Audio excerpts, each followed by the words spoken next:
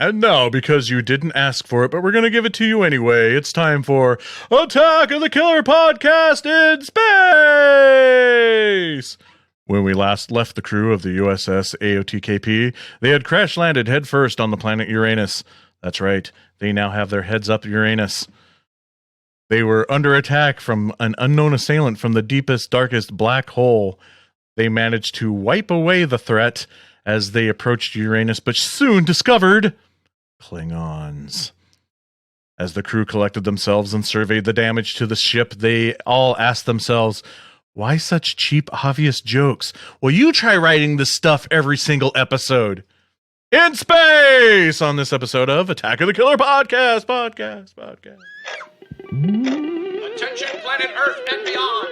Stay tuned for Attack of the Killer Podcast. Attack of the Killer Podcast. Attack of the Killer Podcast. Attack of the Killer Podcast. Time for the show. Yay. Captain's Log, episode 227. I am Captain Insane Mike of the USS AOTKP. Our current mission involves exploring films that take place in space. The crew and I have trained for years to explore the deepest, darkest depths of the universe to discuss horror movies within a certain topic. Mostly our travels are peaceful, but however, once in a while we encountered the dreadful spoilers. So be warned. You too can serve the universe by joining our very own Starfleet and become an attacker. An attacker may not get you a phaser, but it is so much better. Being an attacker gets you the opportunity to get all kinds of benefits to being a fan of Attack of the Killer Podcast. If you go to jointheattackers.com, you can get an official membership certificate and membership card. Bonus episodes so that you can get the show once a week, unlike every other week like those mere mortals. You can also get early bird access to the main episode, so you have bragging rights to all your friends. You can also get shout outs on the show, the website, and our social media. You can get ask us a question for a topic for the bonus episode, a playlist of the music from Attack of the Killer Podcast, Insane Mike's 1 Minute Top 10 List video series, weekly video updates from the crew, our monthly video series, Killer Critiques. You can even get a Killer Podcast t-shirt. You can also get Mikey's Monsters, where I draw you as a monster of my choice, and even be part of our monthly horror hangout show and tell. Does any other podcast offer you that much extra content for supporting their show? Not that I've seen. Honestly, I really haven't looked that hard. So go to jointheattackers.com, pick the tier for you, and get the bonus content you deserve. Again, that's jointheattackers.com and become an official attacker today. I don't think I have officially welcomed you to our ship yet. This is the USS AOTKP, and this is my crew. He likes his coffee like he likes his Jedi Alliance on the dark side. Chief Medical Officer Tad. Thank you for having me. His favorite dish at the Star Wars-themed Canadian restaurant is Emperor Pal Poutine. My second in command, Senior Officer General Lieutenant Junior Captain Major Commander Part 2, Jason. Hey, everybody. Of course, as soon as you said poutine, I hoped that it was me. So thank you. Welcome aboard, everyone. In space, no one can hear you do Arnold Schwarzenegger impressions. Here in charge of bringing the chips, Andy. Yeah, thank you. Well, for Total Recall, that's a space movie too, so I should have mentioned that. Yeah. But in the bonus episode, but give these people air. And the episode's special guest star, the crew member in the red shirt who gets to go on the planet's surface first, GregaMortis from the podcast From Another Mother, Land of the Creeps. What's up? I'm flying high tonight, baby. How's it going, Greg? Wonderful. Thank you for the invite onto the spaceship. You're I'm welcome. coming in from the Padawan side and coming in I'm using the Force tonight. So we're hiding. Awesome. GregaMortis, it's been forever. We miss you, buddy. What have you been up to? Dude, about 5'11" and probably about 20 pounds heavier and doing great. Doing great. Tell the folks at home a little bit about your podcast. Oh man, well, Land of the Creeps Horror Podcast. We're Insane Mike, Jason. We've been together forever and a day. We are brothers from another mother. No, we're doing good, man. We're on episode 240 now, and we're doing our Women in Horror Month. We just record an episode every 2 weeks, and we go and have fun. Big Bill Van Vagel and Dr. Shot Dave Becker. So yeah, we're just trying to kick it, buddy. Awesome. Yes. And you can hear Land of the Creeps right here on the Prescribed Films Podcast Network. Yes, sir. And it's great having you on the network. I mean, we have known you. You are our first real podcast friend we've ever made. Way back in the day when we were on that other network together. So we're not. Yeah. So it's great having you back on the show, man. Thank you, buddy. I always enjoy being with you guys. Tad, Andy, what's up? Welcome. And I love the Arnold impersonation. Yeah. Quick, Yeah. to the job. What's up? You're Uh-oh. welcome. Uh-oh. We have an enemy ship approaching. It appears to be a normie battle cruiser. The normies are an annoying race that believes the remake of Nightmare on Elm Street is better than the original because the original doesn't have CGI. The normies think Jason was the killer in the Halloween movies. Normies believe A24 is a vitamin supplement. Normies think butcher knives are actually meant to be used in the kitchen. And lastly, normies also think all the best horror movies are on Netflix. Well, the normies couldn't be any more wrong. And it's part of our mission to prove it. We must counterattack. Set Shudder to kill. Shudder is the best defense against normies. Shudder is the streaming service for all things horror, movies, shows, documentaries, podcasts. Shudder has a huge catalog, and they are constantly adding more and more content. So don't be a normie. Sign up for Shudder today to help keep you from being assimilated into becoming a normie, just like the Borg. You can get your first month of Shudder for free thanks to the crew here at the USS AOTKP. If you enter our promo code AOTKP, you can get a month of Shudder for free on us. So do it. Check it out. You'll be hooked and you'll become a subscriber in no time. Tad, do you read me? You're needed on the bridge because it's time for What We Watched.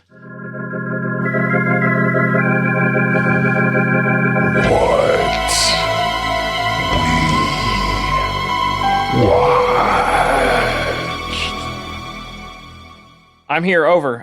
Let's go right over to Andy. What have you watched recently? Okay, Nanu. Thank you.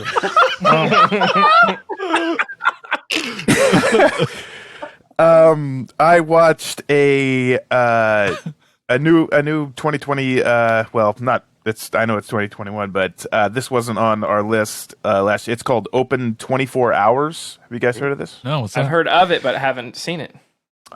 It's not bad. It's not outstanding, but it's about this girl who's fresh out of prison, and she takes a job at this 24-hour gas station in Missouri. And the reason why she's on parole is because she set her boyfriend on fire. But the story behind that is he was a serial killer, and unbeknownst to her, she finds all these bodies in her basement. And after this, she's got like some severe PTSD, and she doesn't know what she hallucinates a lot.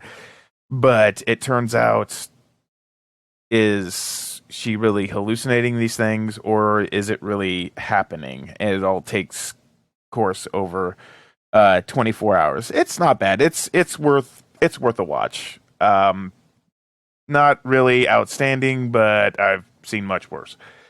I also watched the documentary that I think Tad suggested this at some point. It's on Prime. It's called Last of the Great Action Heroes documentary. Yes. It's about over 2 hours. I mean, it's really informative. It's really, really good stuff.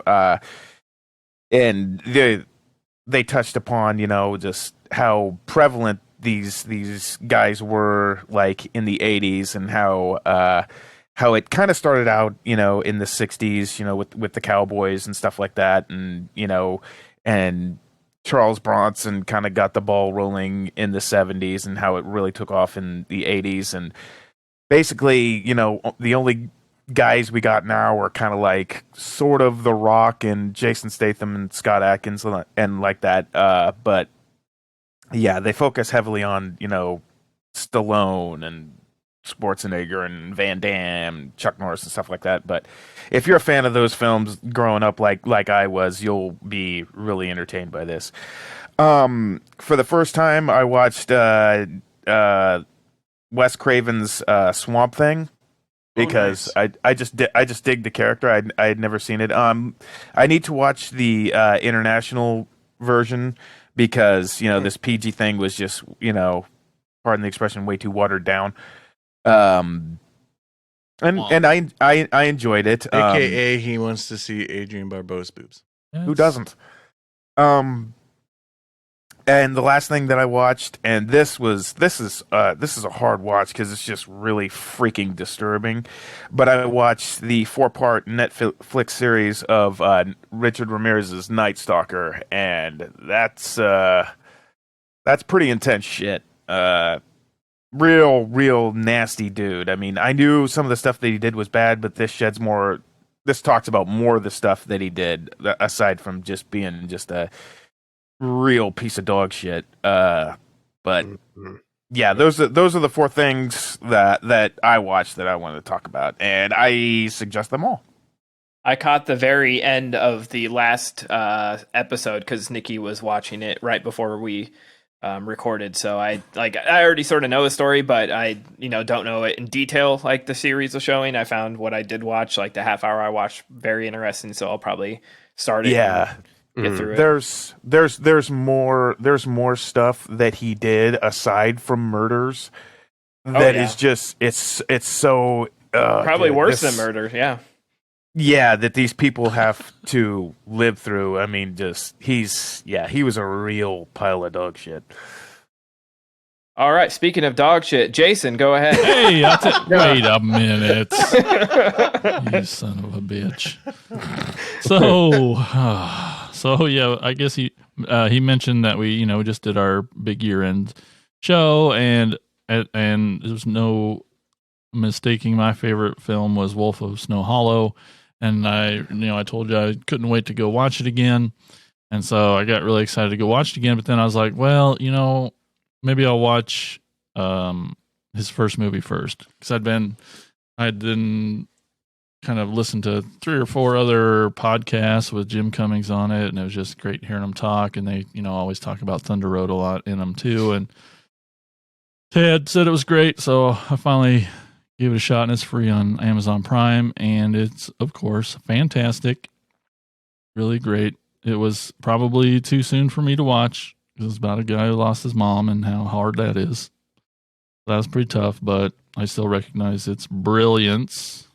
Same thing, just his sense of humor is just the funniest fucking thing ever for not being a straight comedy in either of those movies. So then I watched Wolf of Snow Hollow, best movie of the year, and it was just as good again. It was just so goddamn funny. And then Tina and I watched Rent-A-Pal. Finally got to check that out. Sweet. Mm-hmm. Yeah, that movie's fucked.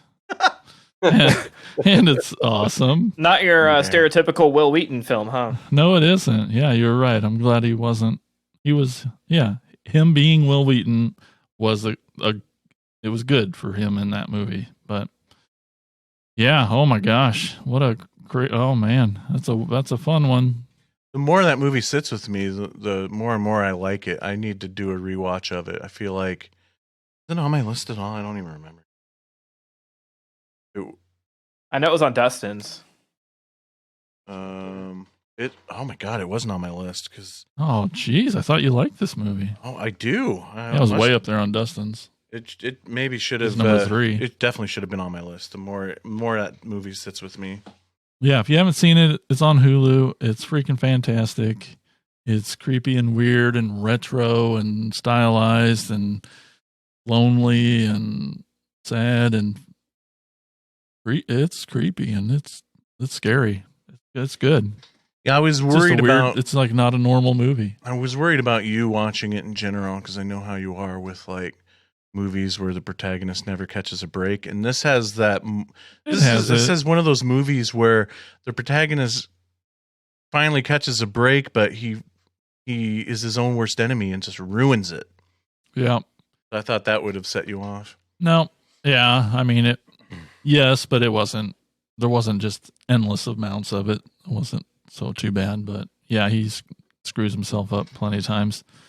Yeah, it's definitely good. And then I guess lastly, the only other thing I've been watching is just the other day, Tad's like, hey, you check out this toy show on Amazon Prime? And I'm like, what? Tell me now. And it's called A Toy Store Near You. Oh, I just watched, Brandy and I just watched Marathon that. Yeah, it's like 4 or 5 episodes for 2 seasons. They're like 20 minutes a piece. And what was awesome, besides the show being awesome, because they basically just take a crew they just pick a store in the world, in the U.S., some overseas, and they just go in, talk about the store. It's very modern, so it's kind of really all about COVID and how it's affected the store. Yeah, it really focuses on like COVID and how these stores are dealing with it. But each store kind of picks their top 5 toys they have and what brought them to collect toys and start a toy store, and that's freaking awesome. And what was awesomer is that episode 4 of season 2 was a store that X-Ray Mary has planned 2 or 3 tours around. We've been to that store several times, and it was so cool to see it. It's in Kokomo, Indiana. It's a really kind of high-endy, clean. Are you making a face? Are you trying to remember it? I think we only watched 1 season. Oh, there's 2. Like 5 or 6 episodes. Yep. There's and I thought that was it. Oh, nope. There's a 2nd season on there. Oh, my God. I know. Let's go watch some more. I got to go tell Brandy. I'll be right back. But, yeah. So it was really great. And collecting toys is so freaking fun. And it's anytime to see that kind of stuff, I just love it. So that I also watch that. Well, what's cool is that there's also in that first season, there's that store in Kansas that Mockingbird Lane store, which is more horror themed toys and whatnot. And like Brandy has met those guys before because they would be at like Crypticon, and they would do a lot of the horror and sci-fi conventions in the Missouri area and Kansas area. Cool. Yeah, so that's what I watched. Yeah, it was like a little I love the show because it felt very indie. Like it didn't feel polished like a lot of stuff you'll see on Netflix and stuff. Like I love the toys that made us and the movies that made us. Yeah. But I noticed when I was watching the new season, the Christmas ones for the movies that made us, it felt so produced and polished and edited like overly for like short attention spans or something that it was jumping so hard that I was like, it just felt, I don't even know how, like ADD, like it was just wild how much they cut with that. And with this show, I felt like even the filming and the production in general was very indie. Like your friends could have made it, which I actually appreciated because they, focus on things that don't normally get attention on these types of shows. Yeah. So I enjoy. I haven't finished it. I just got 2 episodes down, and it's one of those things I like to wind down, like lay down for bed and turn on. So I try to like save those types of things because when I'm done, I get sad. So, well, Brandy and I have managed to turn each episode into like an hour and a half long because every time they're talking against a wall of toys, we'll pause it and just shop the store. Yeah. Yeah. So that's what you watched. Let's kick it over to GregaMortis. What have you watched recently? No, I'm just kidding. I actually just finished. Pearl and I finished the Netflix series Night Stalker last night ourselves, That was really interesting. Much like you guys, I did know a lot of what was going on, but they did get really detailed, and I loved that. It's a great series. I recommend it. We're still gearing up for our top 20, so our top 10, not 20. Shoot, we're not doing 20, we're doing 10. Our top 10 episode, but I did finally watch the hashtag Alive on Netflix. Love that film, man. Zombie Asian Great. film, man. It's so good, man. God, claustrophobic. Well, I wouldn't call it well, I guess it is claustrophobic. I don't know, man. It's just like you're stuck in a hotel or a house, condo, whatever, and zombies down below you, and you're trying to survive. Great movie, man. I love that movie. Park Shin Hye, she was awesome. Watched one on Shudder. You just mentioned Shudder earlier. I love Shudder, by the way. Mhm. There was a 2014 flick. I watched it because I thought it was brand new, and it's not. It's 2014, so it won't make my list. But dang, God, why did they even put that? No, anyways, it's a Dutch film called Cub. Have you seen Cub? Love Yeah. that movie. That was a good film. We watched that one and loved it, man. Loved the mask. But man, we've just been watching a lot of 2020 horror, and not that Cubs 2020, but yeah, that's what we've been doing. Yeah, there's a lot of good stuff out this year for sure. Absolutely. Can't wait to see your list, man. Heck yeah. Yeah, don't spoil anything for us because we want to actually listen. Okay. I won't tell you Cubs on there. Yeah. As I say, go back and change your 2014 list and add Cub. amended the list. I think that leaves you, Mike, right? Yep. What have you watched recently? Well, I haven't had a chance to really watch anything new to me. What's awesome about like having a girlfriend that is like-minded like me and shares a lot of similar interests is, you know, How dare you insult her like that? Right. Like there could be a mind close to yours. like we get to introduce like films and stuff that we've seen or we love to each other, and of course I always go for the otter stuff that Like otters? Those are adorable. yeah. Right. So we just recently watched The Pit. She got to see that for the first time. Freaking love that movie. It's so bizarre and insane. I think we've done it on the show years ago. Yep. But just about this like obnoxious little kid that everybody freaking hates, and he's like pervy kid. There's a lot of really wrong things going on in this movie, but his teddy bear talks to him, and he knows about a pit in the woods that has Cro-Magnon monsters in the bottom of the pit that he feeds people to these monsters. And the premise alone doesn't make sense, and it's a great fun movie. When And you it- said the pit, I thought you were referencing Cronenberg's Rabbit. You know, with the things. Armpit. Yeah, there you go. Oh. I thought he was talking about his childhood.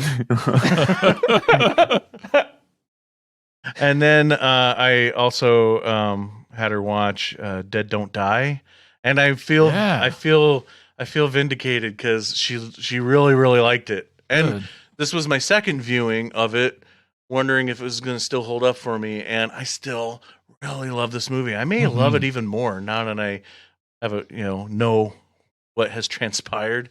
I can appreciate it more. But man, that movie's great. Yeah. So fun. I mean, it starts off pretty slow, but you get some of those weirdo, out of nowhere meta moments where they're listening to the song and they're talking about how it's the soundtrack to the movie and stuff like that, or in the big climactic moment of them being surrounded by zombies and Bill Murray's like, how come you're not, how come you never get excited over this stuff? And the guy's like, well, I read the script, and you're like, what? And because it's not a movie that's just overloaded with meta moments like that, or fourth wall breaking moments. So when those pop up, it's just even more amazing than a movie that does it throughout. So the one movie I did get to watch that is new to me, I finally at least finished it anyway. I didn't get it done in time for our 2020 episode, but I finally got through Spontaneous. Yay. Yeah. And it's awesome. It didn't go in a direction that personally fits my tastes. It's still a great movie, fun, bloody as hell. It just gets a little darker at the end, and I had a little issues with some of the pacing in the third act, but it definitely gets more grim and dark, and a movie with a goofy premise of high school students spontaneous combusting. I was kind of hoping for it to continue to be more goofy and lighthearted like the first half, but Yeah, it gets pretty heavy. it does get heavy in the second half. But still a great movie. Still a great movie. Amazing performances, cool effects. Yeah, that's got to be cool that, you got this girlfriend now and she comes from such a different culture, a different part of the world, Missouri. So to be able to share new things with her, that's pretty cool. I'm That's right. happy Wow. for you. Light years away. Have you shown her anything that she didn't like yet? Has there been a moment where she's like, I'm really sorry to tell you, but that sucked? Well, we'll get into that when we talk about the movies for this episode. All right. Yeah. Yeah, you bet your ass. But seriously, I'm trying to think. I know there has been some that Really? Because she likes What kind of- microwave massacre. So what kind of freakazoid person are I can't think of any off the You top of my and head, but I know Ryan. there's been some. But she's actually surprised me with movies that she actually loves that I love. Like she has become me in the fact that we can't find anything else to watch when going to bed. Let's put in Neon Maniacs again. We put in Neon Maniacs all the time. She's a Neon Maniacs maniac. Awesome. All right, Tad, what have you watched? Well, If you love her, don't make her watch Clownter, guys. Right. that's the true test. If she stays through after Counter Fuck- Guys, put a fucking ring A on right. it. Does that I mean watched. Does that mean Oh, I sorry. need to marry all you guys? Because you've stuck around. Anyways, Hold on. There we go. finally I'm You glad know you what had that. You need like one of the All right, I'll get that sounds- for next episode. Yes. Should Anyways. also stick the toilet paper, Mike. What I have watched recently, I watched a movie that's been on my list for a while, and I'm not going to talk too much about it because by the time this episode you're currently listening to is out, I will have a podcast out about this specific movie and my thoughts on it, and it's Fire in the Sky from 1993. Oh, cool. Yeah. Well, I Good can't wait stuff. to hear your thoughts on that. Yes. Good stuff. Yeah, I've never seen it. Like I said, it's been on my list, and my guest had never seen it. We both watched it for the first time and go deep into it. So tune into the First Time podcast and hear what I have to say about that one. Other than that, I went on a terror this weekend. Friday night, I could not go to sleep. I don't know what the fuck was wrong with me. I was up till 5 a.m. and I just was knocking them out, and I was on a run. Like every time I watched a movie, I was stoked to see another one and another one. So this one just came out like this past Friday called Don't Tell a Soul, and it has Rainn Wilson and Mina Savari in it in Oh. roles that you would never ever expect either of them to play. Mina Savari plays a mom who's addicted to pain pills, single, sick, sort of out of work. She sits at home and chain smokes and pops pills and watches Fox News, and she can't work. So she has two sons, a 17-year-old and a 14-year-old, and they're typical brothers fighting all the time. But the 14-year-old's always looking up to 17-year-old. They're trying to figure out a way to, and this is all within the first few minutes. This is not a spoiler on this movie. They're trying to figure out how to help pay for mom's medical bills because they're not doing so well. And they decide to break into this. The older brother convinces the little brother to break into this house and steal this old lady's cash from her dresser while the house is being fumigated. They're running away from the house thinking they pulled off the perfect crime, and they run into Rainn Wilson, who is a security guard of the neighborhood, and he chases them through the woods. He falls into an old well, and that's where I will leave it. It gets wild Whoa. from there. Huh. And man, this one really surprised me. It took some turns I didn't necessarily enjoy. I thought it dragged a little. I mean, it didn't drag. There's definitely no boring moments of this movie, but I loved it. It's awesome. I wish Rainn Wilson would have become the star that he should have. Yeah. He had that one sort of flop. What was it, like Rockabilly or something? I don't remember what it was called, but he had like one lead role that in a movie that flopped, and they never really let him back into Hollywood. Like he does a lot of TV and a lot of guest spots and smaller roles, but I think he's a really good actor. It's hard And to so imagine her as like an adult. I know, that's what was weird about it. She was like on the couch and they made her try to make her look frumpy and stuff. I'm like, she's still hot. Like, I'm sorry. So yeah, Crazy. having a 17-year-old son in this movie, but it was really great. It had that sort of coming of age, like super dark times feeling. Cool. Yeah, it's very, very good. It's mostly about the relationship between the two brothers and how they handle this situation of this guy who was chasing them is now stuck in this hole in the ground. Does she Like I look s- as I'm sorry to interrupt. I was just curious if Mina Savari looked as nasty as she did in Spun in this movie. Boy. Not quite as over the top, but she's a single mom who's struggling. She's very sweet, but she's just always like paranoid about her kids, and she's watching the news all the time. So it's very modern, but I thought it was really, really good. So check that out. Watched a new Shudder original that just dropped called Hunted. That was fucking awesome.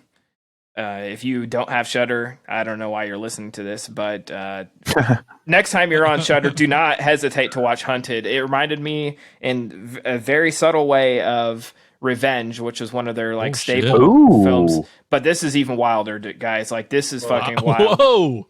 Like I'm Man. watching it. gosh, what's the oh man, I'm drawing a blank right now. What's the guy's name? Dan Hampel, the lead actor in this movie reminds me so much of Hampel. SWAT. Like, Wow. Oh my goodness. oh yeah. The premise is really simple. This woman who's like in charge of a construction site goes out for a drink one night and forgets her phone at her hotel room. Some dudes pick her up, and offer her some drink. She gets a little too drunk, and that's where the hunt starts. It switches back and forth, like the cat and mouse, and now the mouse is chasing the cat. It goes back and forth quite a bit. It's awesome, bloody, violent, takes turns that you'd never ever guess. Unpredictable. I loved it. Check it out. Highly recommend that. I watched Synchronic, which is a new movie from the guys who did Spring and what was the other one, Jason? The time travel-y. Oh shit, ball. Yeah, I'm drawing a blank. God damn. But it's two directors that have done some really great stuff. And Synchronic, it made Nikki cry. It's about synthetic drugs, and it's these two paramedics who ride in ambulances. They keep finding these people that are suffering from injuries or death from things that don't make any sense. Like a woman is bit by a snake that is like no longer, it's like doesn't exist, it's extinct. Someone has like a weapon, like an injury from a weapon that is from like old times, and they start to realize like, how the fuck is this happening? And they're realizing it's linked to these synthetic drugs that people are taking. Really fantastic mind bender, really cool. Highly recommend it. And then I watch Hunter x Hunter with Devon Sawa, another brutal movie about a survivalist out in the woods. I won't talk too much about this one because I'm just trying to blow through them, but this was really cool. This came out, I think, in December, so it was right at the end of the year. Really good one. Yeah, I've heard it's really good from a buddy of mine. The ending's worth it all. Yeah, I don't want to spoil anything from this one, but I highly recommend it too. It has some twists and turns. And then my final one that I loved and top recommended movie, probably my favorite movie. I can't remember. Like, I mean, it came out in 2020. Technically, they're calling it a 2020 movie. I just watched it, but probably my favorite movie I've seen in a year or so. Promising Young Woman, very very wild. I was blown away. I had kept hearing great things and everybody saying it's fantastic, and so heavy. yeah. So I tried. I decided to check it out last night, and both me and Nikki just fucking loved it. Like, I can't. I don't even want to talk about this one because don't watch a trailer, don't look at a poster, don't read the synopsis. Just go watch it. If you don't like it, you can punch me in the nuts. That's okay. I recommend it so much. I don't even know. On Netflix, right? I don't think so. No, that's like wait. Pieces of a Woman. that's It's what that available for like, it's like in some theaters now, so it's like rent right. at home type thing. This one's going to be up for some awards for sure. So that's what I watched. All right. Well, thank you, Tad. Oh, man, there was this arcade game from the early 80s. I can't remember the name of it. It was a racing game. was made by Namco. God, what was the name of it? They even made a Saturday morning cartoon out of it. Why can't I remember the name of this game? Oh, well, while I'm trying to figure out, here's Jason with pole position. From now on, like your parents were, you are the secret force of pole position. Oh, Mikey. Oh, Mikey. Oh, I got it. It was Dig Dug. That's it. So on today's pole position, we were asked the question, what is your favorite space horror movie? Yeah. So and if you listen to last week's bonus episode, you learned that some of us you thought didn't like sci-fi movies are really into it. And some people are so Earth friendly only. They're like they're space racists and don't like anything from outer space. But anyway. Spacists. Yeah, he might be. Anyway, so Mike, you go first. What's your favorite space horror movie? My favorite space horror movie, I think, would have to be, I'm going to go with, hold on, because I forgot to write down the date, so I'm stalling as poorly as I can. From 1965's Planet of the Vampires by Mario Bava. Why? It's just, well, first of all, I'm an Italian film fan anyway, yeah, and Mario Bava being one of the best filmmakers to come out of Italy.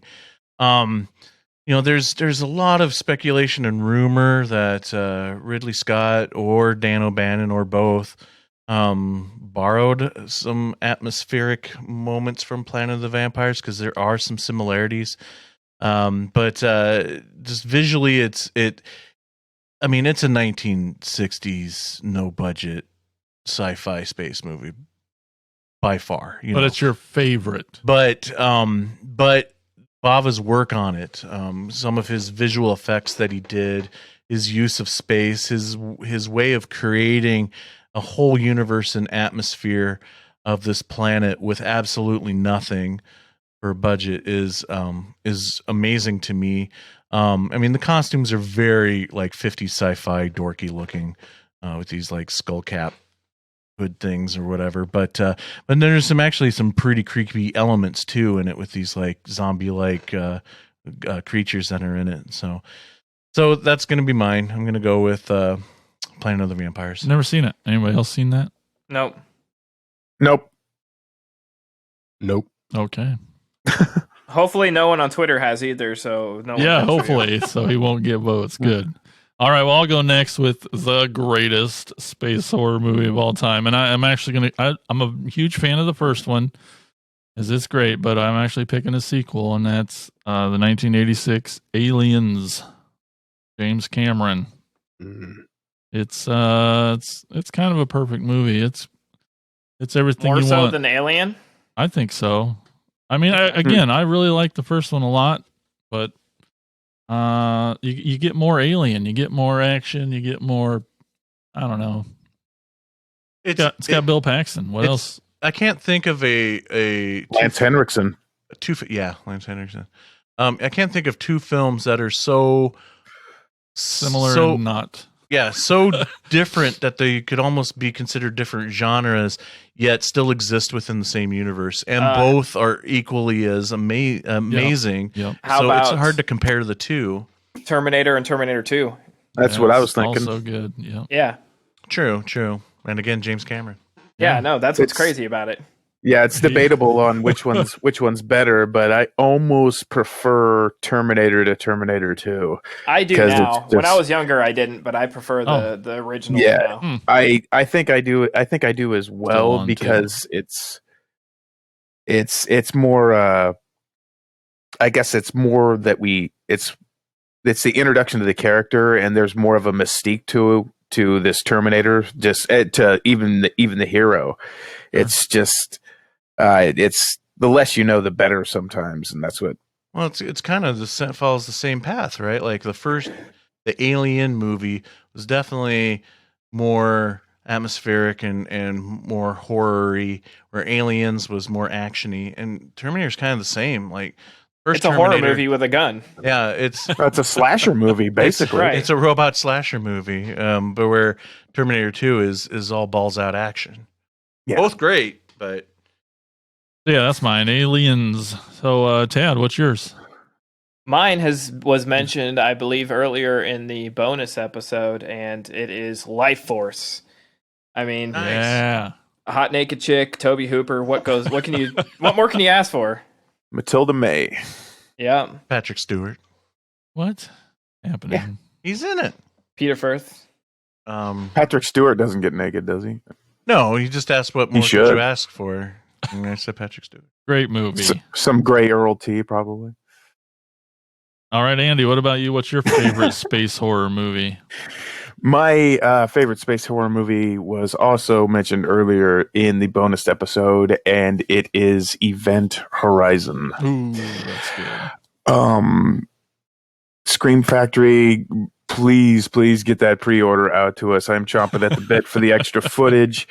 I remember buying this on DirecTV back in high school, and there was the part that freaked me out the most is I'm kind of claustrophobic, not like severely, but like when Sam Neill is like in that compartment, like, you know, fixing some circuits or some shit, and then the lights just go off. Freaked me the hell out, dude. I was just like, I just imagined myself like being in that position, and then, you know, his dead-eyed wife, you know, appears. Ugh. A pole position. Yeah. I have a hard time going back to that movie because it's so fucking scary. Oh, and just like, you know, him with his eyes all gouged out, you know, because I think they burst because of the atmospheric pressure, right? Yeah. It is, yeah. It's been a while. I don't remember. But I mean, yeah. Great movie. Please, Scream Factory, get us. Get me that Blu-ray, please. All right, so Twitter only lets us put 4 picks, but Greg, what if you got to have a pick here? What would be your favorite space horror movie? Mine would probably be 86 Aliens as well over the original Alien. Just because I'm like you, it's more aliens, so I love that, and I love Lance Henderson. So I do. You have a man crush on him. Yep. Absolutely. Yep. So that would probably be mine, and Cool. Life Force would be a close second. Yeah, I thought Greg mentioned all of ours basically on the bonus episode. We're like, we know what's coming. Well, you know, I saved Bill, Aliens. now that we mention it, I'll tie this all together. We're mentioning Aliens and The Predator. Both Bill Paxton and Lance Henriksen were in those films. So It was basically like a sequel to Near Dark, wasn't it? Like they're all vampires that are immortal, and they just wake up in the future as space marines. finger licking good. All right, so get your butts over to Twitter at AOTKP. Get those votes in and pick me, of course. And yeah, so that is I poll. would- What? Laugh so hard if Planet of the Vampires won. Dude, I would you so haven't rub been it in your doing so well faces. on the poll position. That's because just saying. I speak from the heart of my picks. I don't Right. cater to the Right, no, it's your chance to sell it when you get to say your pick. It's convince the audience. I mean, there'd be no Alien franchise at all if it wasn't for Planet of the Vampires. There it might be. You might get one vote if you figure out how to work Twitter that you're on. Anyway, yeah, so get your butts over there. That's pole position. Thank you. Oh, it's me. So now it's time. Now it's time to talk about our topic in space. I kind of went with films where I was trying to go straight with taking, kind of fish out of water story, taking our horror and putting it in a different environment, aka in space, where a lot of franchises get to the point where they're like, I don't know what to do now. I got it. Let's put them in space. But there was at least one of them that I couldn't find streaming anywhere. So I picked a different movie instead. And I feel like there's going to be a lot of hatred towards me in this episode. But we'll see. We'll find out. I could be wrong. Jason, what is our first movie tonight we're going to discuss? The first movie we're going to discuss tonight is from 1996. Already a good start. We got Leprechaun 4 in space.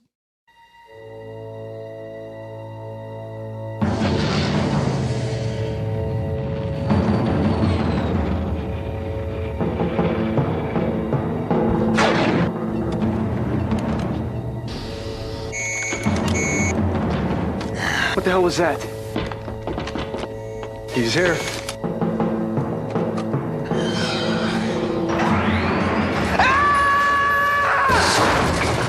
Good evening. He's back. Ready for romance. She loves me. Ready for excitement. This barbecue's only just begun. Ready for murder. Destroy him. You ball-busting bitch. Hold it right there, Pilgrim. As Shakespeare said, shit happens. You as a monster? You look much taller in person.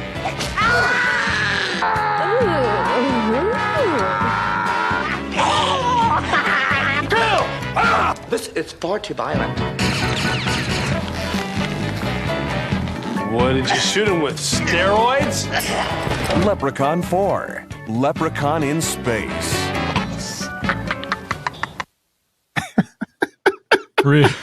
Holy shit, that trailer made me hate it even more. I know. Resurfacing on an alien planet, because that's what they do. The Leprechaun abducts a member of the world's royalty, Princess Zarina, in an attempt to wed her and become the supreme ruler. Unfortunately for the diminutive schemer, well-armed soldiers arrive to foil his plans. Not easily defeated, however, this feisty leprechaun continues to battle the warriors while also contending with the warped scientist known as Dr. Mittenhand. Before we go any farther, I just want to... How long have we been friends, Mike? How long? I have a bad 25, feeling it 30? might be ending about now. Maybe. I just... You trust someone, and then they do this to you. What do you do? Like, of all the... I think... I'm going to say it, Andy. I'd almost rather watch Clowntergeist than this. Now, before I mean, but I don't want to just rip on it because I know it's somebody's favorite movie, whoever that is, Brian Clark. But, but like, I don't know. I'm just kidding. I assume he likes it, but I don't want to shit on it just because I'm sure it is somebody's favorite movie. But this is the first Leprechaun movie I've ever seen. Oh no! So let it be known this is the last Leprechaun movie I will ever see. Mike, you picked a turd. Why did you do this to us? Because I could not find Hellraiser 4. Right. That's all this pain. Just You got that cricket sound ready? hold on. It's right here. That's true. Wasn't even a joke. Oh, Our suffering was legendary, even in hell. that's right. That's exactly right. Wow, this movie, guys. A leprechaun with a lightsaber. I mean, Yeah. here's the thing. If That's one of my favorites. Jason-ism is when he starts with, here's the thing. If you got a fucking magic user, why is he ever in peril? Oh, I mean, we wouldn't have a movie, I guess. And maybe that would have been better. It was for the better, yeah. But seriously, it's tough making movies. Well, I mean, Mike and I were kind of talking about this before we recorded, just about magic in movies. But it's hard, and I get it. But Jesus, it was somebody else. Like when you can turn a man into a, I guess, transvestite, or you can flatten a guy's head with magic, but you still feel the need to carry a gun and dodge bullets. Yeah. or the fact that he can jump on a grenade and then magically float up a dude's piss hole. Well, that I get, but the other stuff. I mean, no, I'm just kidding.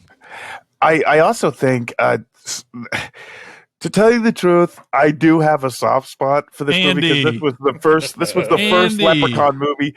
It's so fucking terrible that it's actually just a great work. It's like Ed Wood level stupid shit. No, Car crash. Don't insult Ed Wood that way. I mean, this movie could have been a lot of fun if we were all watching it together. Maybe. I mean, I would love ripping on this movie, but like, I think, like, let me put it this way: if Game of Death didn't want you to learn, it didn't influence you to learn nunchucks, this movie will, because it's just so damn funny. The Sarge's one-liners are they kind of have are like maybe the shining glimmer of light on this. Like, hurry the hell up. Hurry the hell up so I can go get you idiots, you dickhead, so I can go get drunk or something like that. Didn't he say that to that one, dweeby little shit that worked for Mittenhand? Chop Top Sarge. Yeah. Yeah. I'm going to save that. I can tell Tad loved it. I managed to dust a lot of shelves while watching it.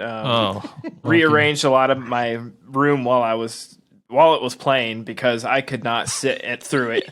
I gave it the respect of not stopping it while I was watching it. I made it through. I remember credits, but this is like a combination of all the things I hate most about films. The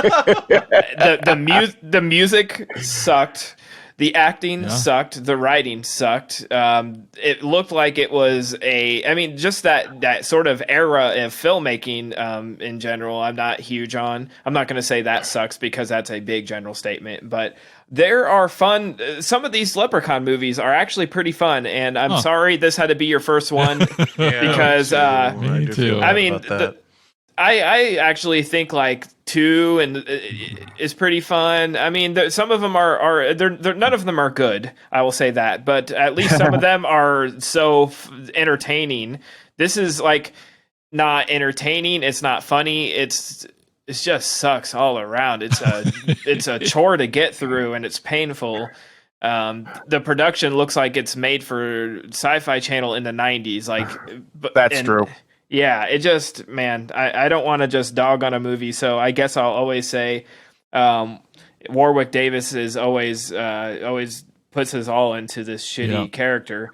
So he's like the only shining light in any of these, or at least this, but yeah, I'll let someone else dog on it. I thought the special effects were better in Creature than they were in this movie. No? All right. And it's over a decade apart.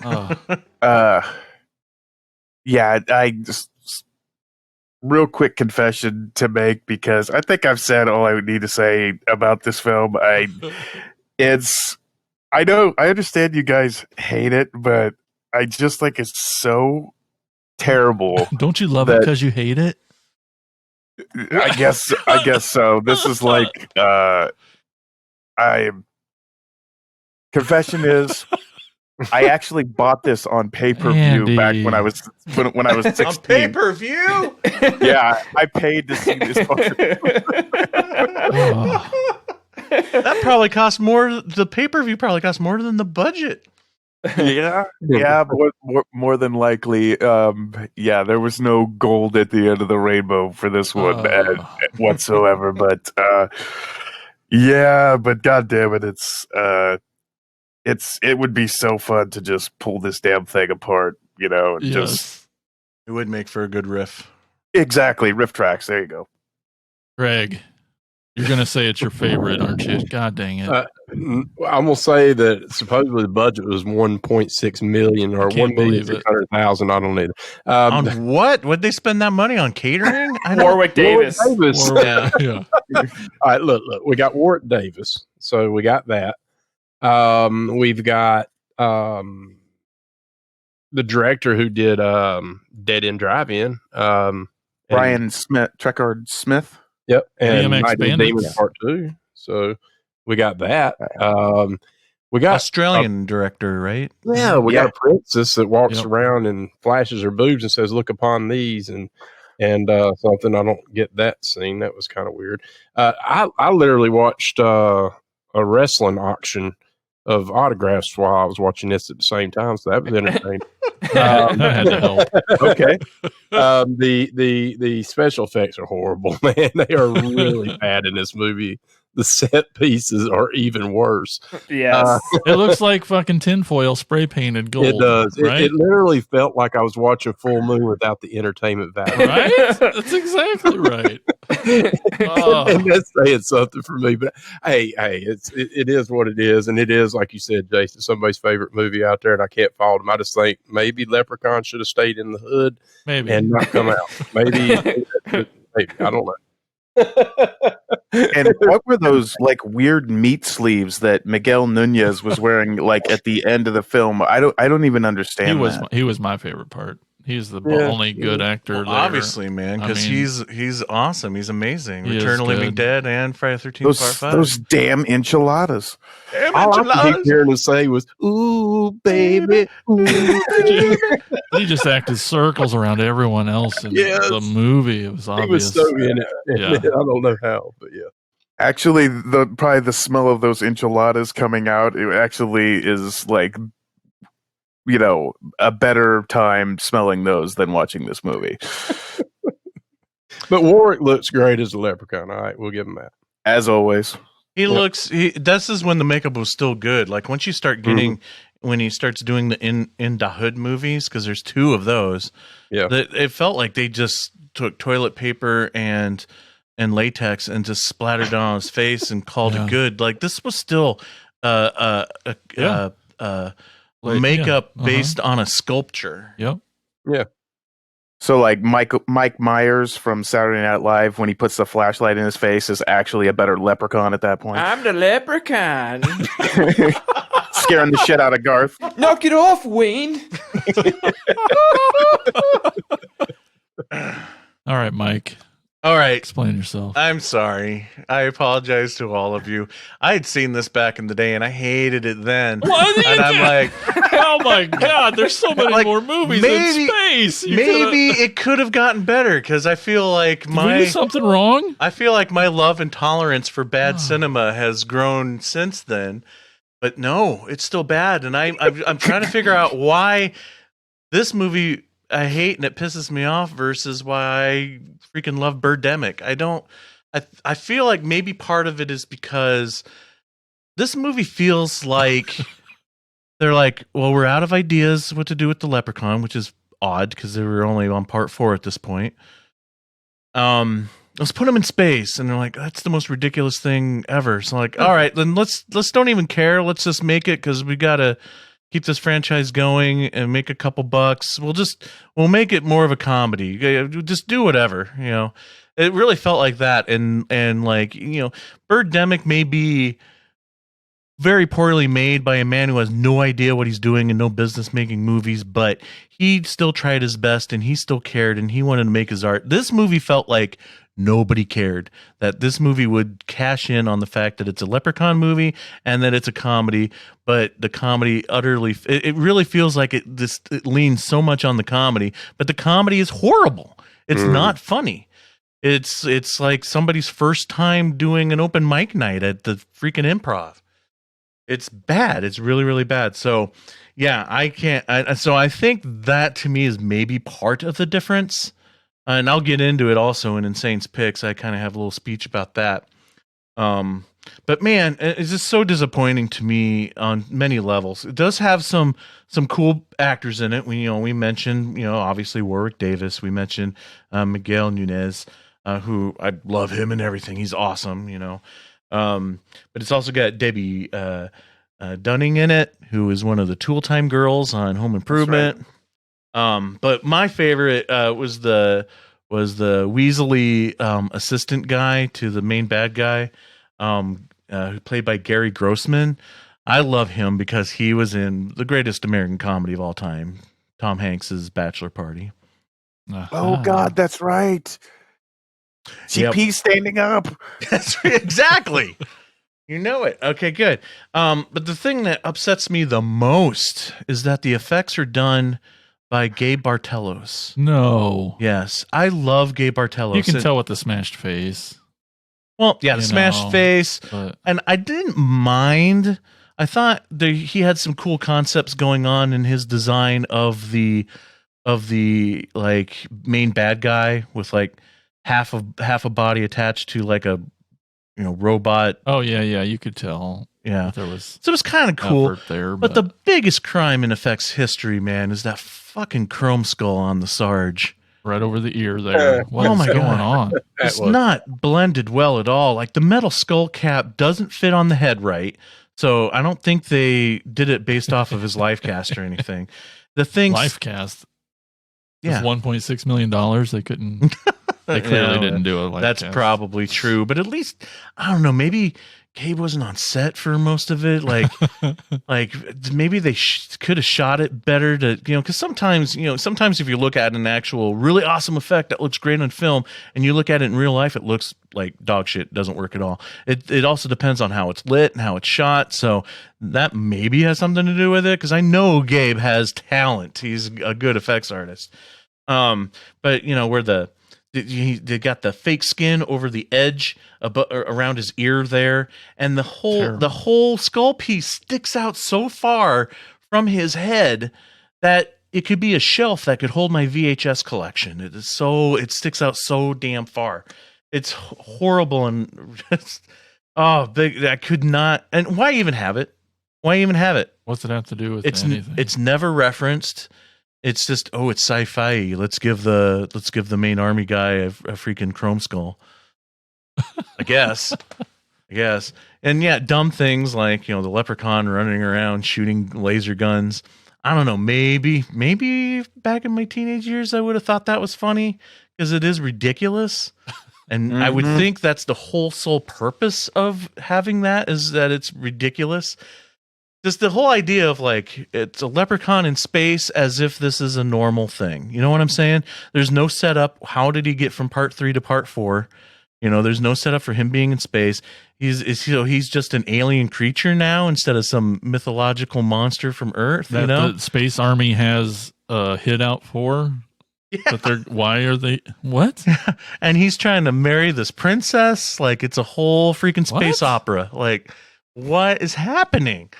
So, yeah, and then some of those matted space scenes on the planet surface and stuff are some of the worst ever. I think Turkish Star Wars has better matted shots. Yeah, so I snorted just now too, by the way. That's good. How bad it was. So, guys, I apologize for. I wasn't sure if we made you mad or something. Or... I'm actually happy to hear that Andy kind of sort of likes this movie just because I cannot sit through another year of getting yelled at for a movie like Clowntergeist. Oh no, mistakes were made, Mike. Mistakes were made. You apologize a little early, I would say, a little prematurely, but me gold. No, we'll get into it, I guess. I thought this was the worst one on the list. Oh no, I have a bad feeling where this is going. We should maybe get there. Tad, what's our next movie? Our next movie is Jason X. In the year 2455, on a routine training mission, a team of students is about to discover a life form frozen in time. Wow. They're on their way back. Prepare for docking and power up the lab. You brought him on board? Everything's under control, ma'am.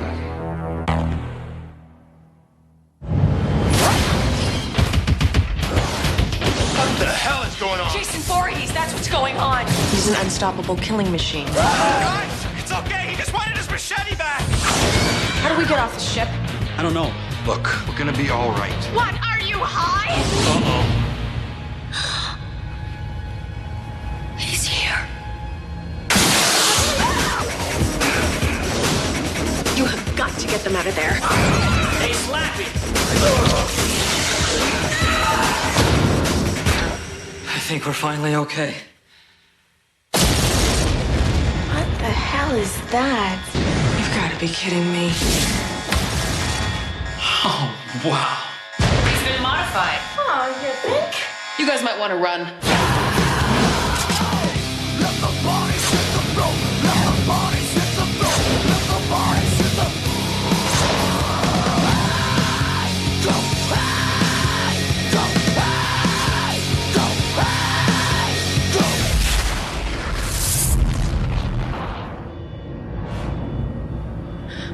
he's out there.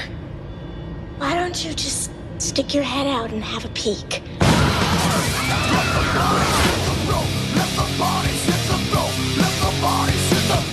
All right, released April 26, 2002. Jason X, directed by James Isaac, written by Todd Farmer. It's pretty sad state when we're talking about Jason X being the best movie of the podcast. Hey. I have moments of this movie I enjoy. I mean, it's Jason in space. At least Kane Hodder returns as Jason. We have David Cronenberg in a small role in this movie.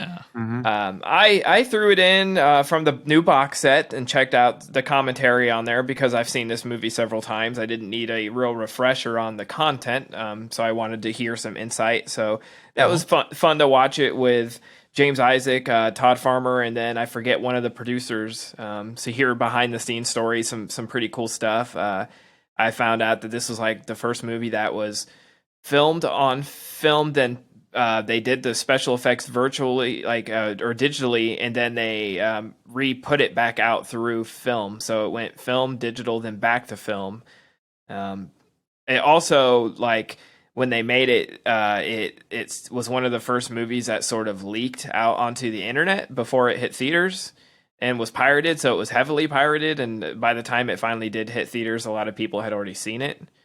A lot of interesting stuff, like how Cronenberg ended up in the movie. And they basically made it because they needed to make a new Friday the 13th movie while they were developing Freddy vs. Jason. So that's why they set it in space, so they could set it so far ahead in time so that it wouldn't screw up the timeline.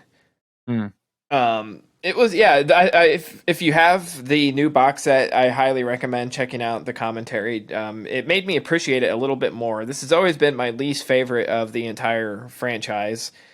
It has some great kills in it for sure. If nothing else, it has some really fun, fantastic kills, and it's very tongue-in-cheek. I think that's what I don't like about it is it's so meta, like it recognizes itself as what it is. Like Jason realizes who he is, and it also I just always, and maybe it's just my personality, like my taste. But once again, like GregaMortis was talking about the set designs on Leprechaun 4. Like I just hate the sets in these types of movies.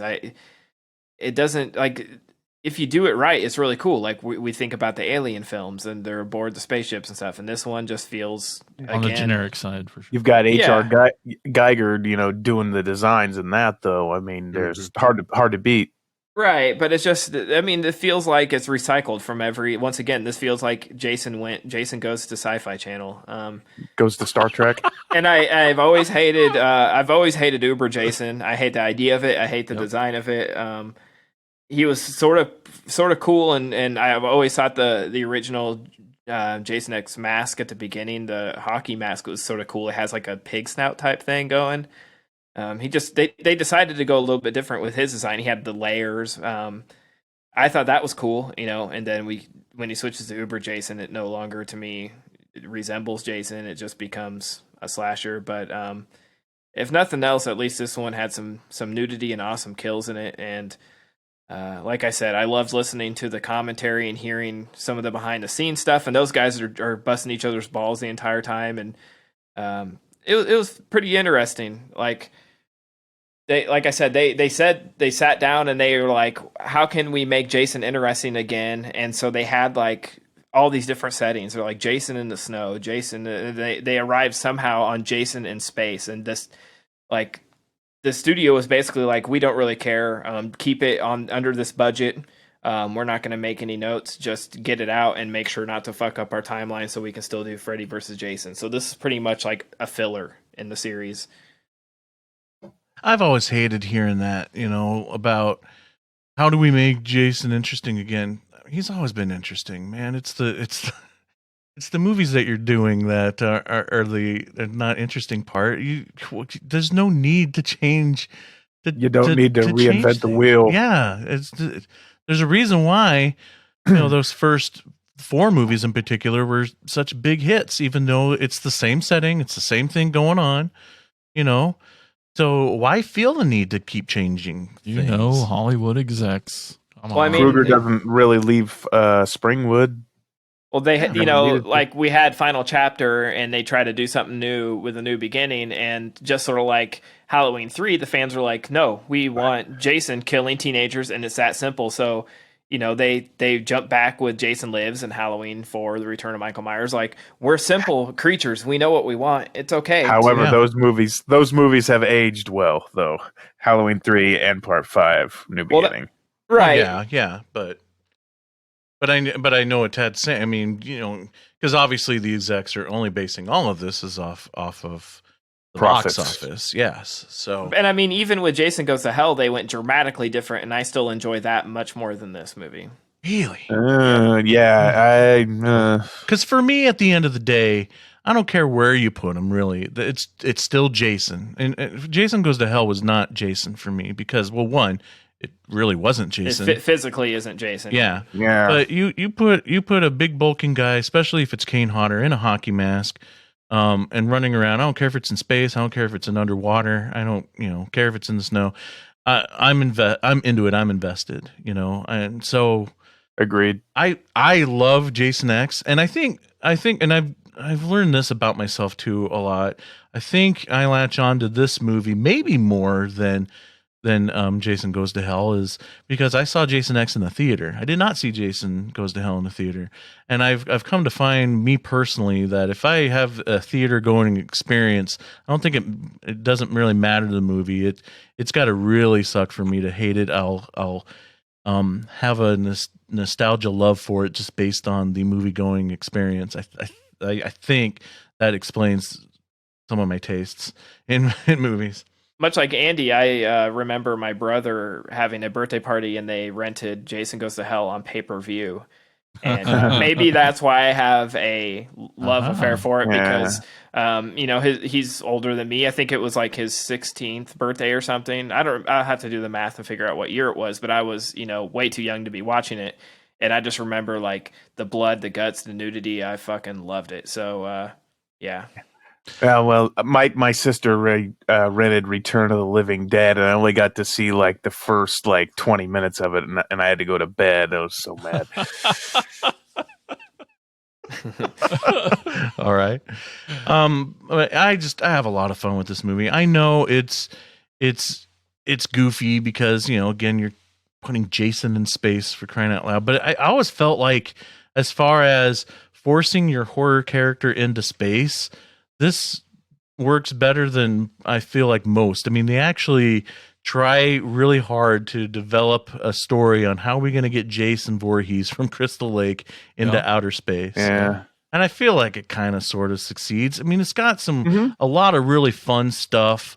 You mentioned that, that again, with the comedy side of things, I feel like the comedy in this one works way more than in Leprechaun, because in Leprechaun, the bad guy's trying to do a lot of the humor, and in any horror comedy to really work, the horror part's got to be serious. And I'm sorry, when Jason's on screen, he's a big, hulking, monstrous badass. He's mean as fuck, and it's everything that's surrounding him that ends up where the comedy comes from, and that's when comedy horror works. I love the jabs at the series. As much of a fan as I am of the whole franchise, I can take jokes at the expense of the series. And that holodeck scene where Jason's killing the two girls in the sleeping bags, it's my favorite scene of the whole movie. It's so awesome. It's actually really great. It's so funny.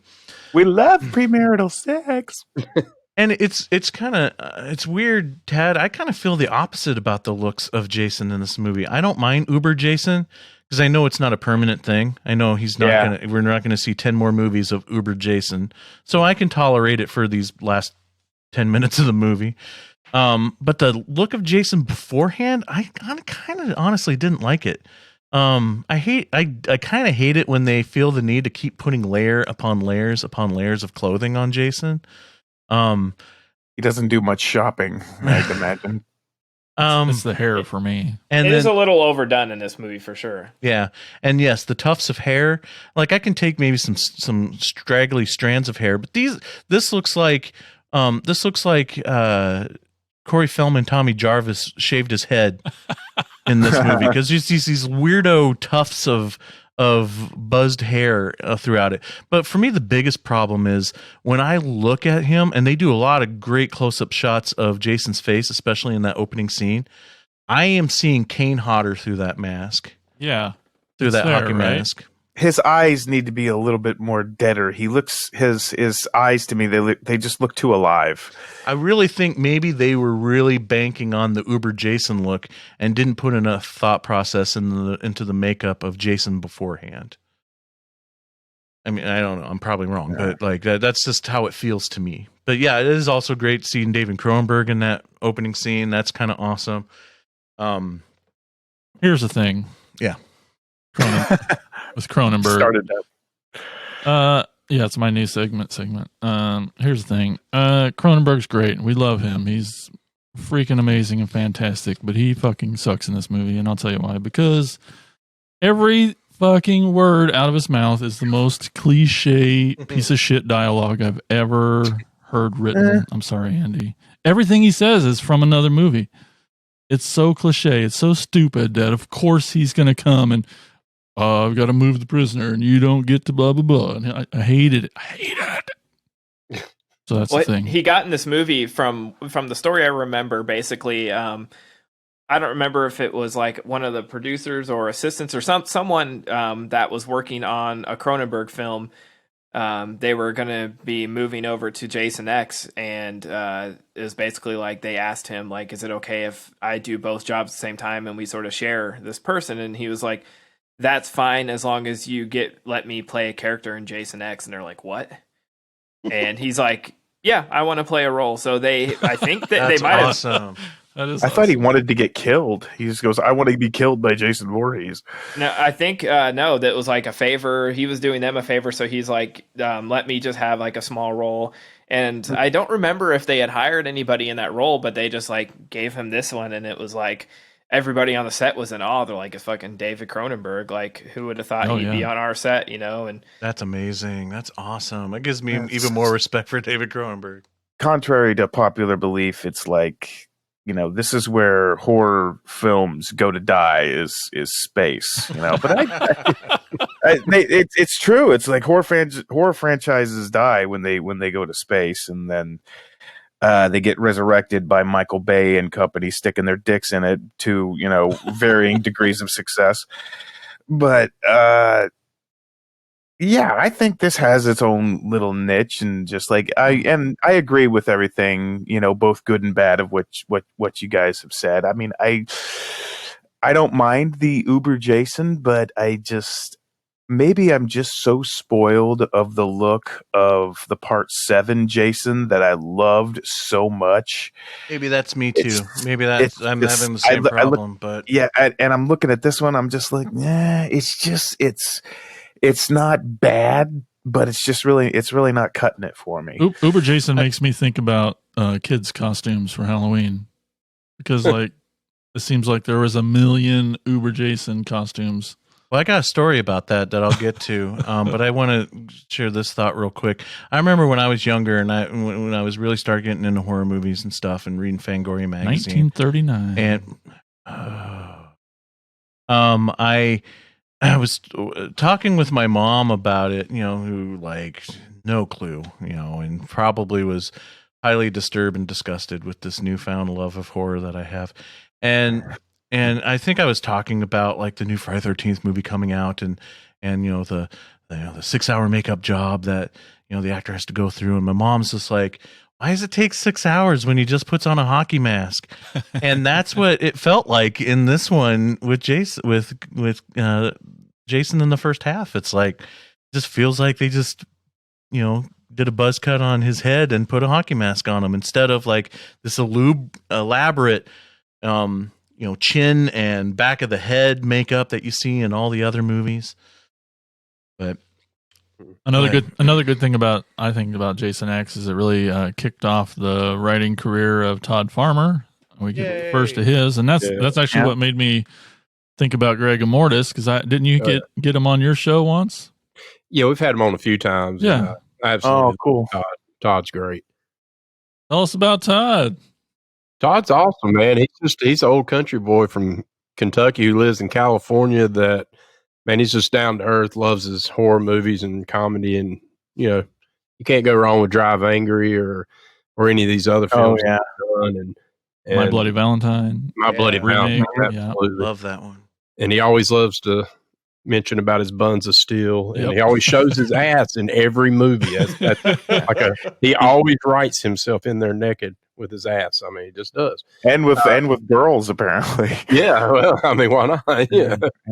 I see now this is no Jason Goes to Hell. I'm sorry, Mike. I know your love affair of that one, and this one's not that one. And I thought about you, by the way, Mike, because Justin knows very well how that cover is probably really ruined by now. Oh, yeah. And I'm hoping that you did get that Scream Factory release so you could get a new copy.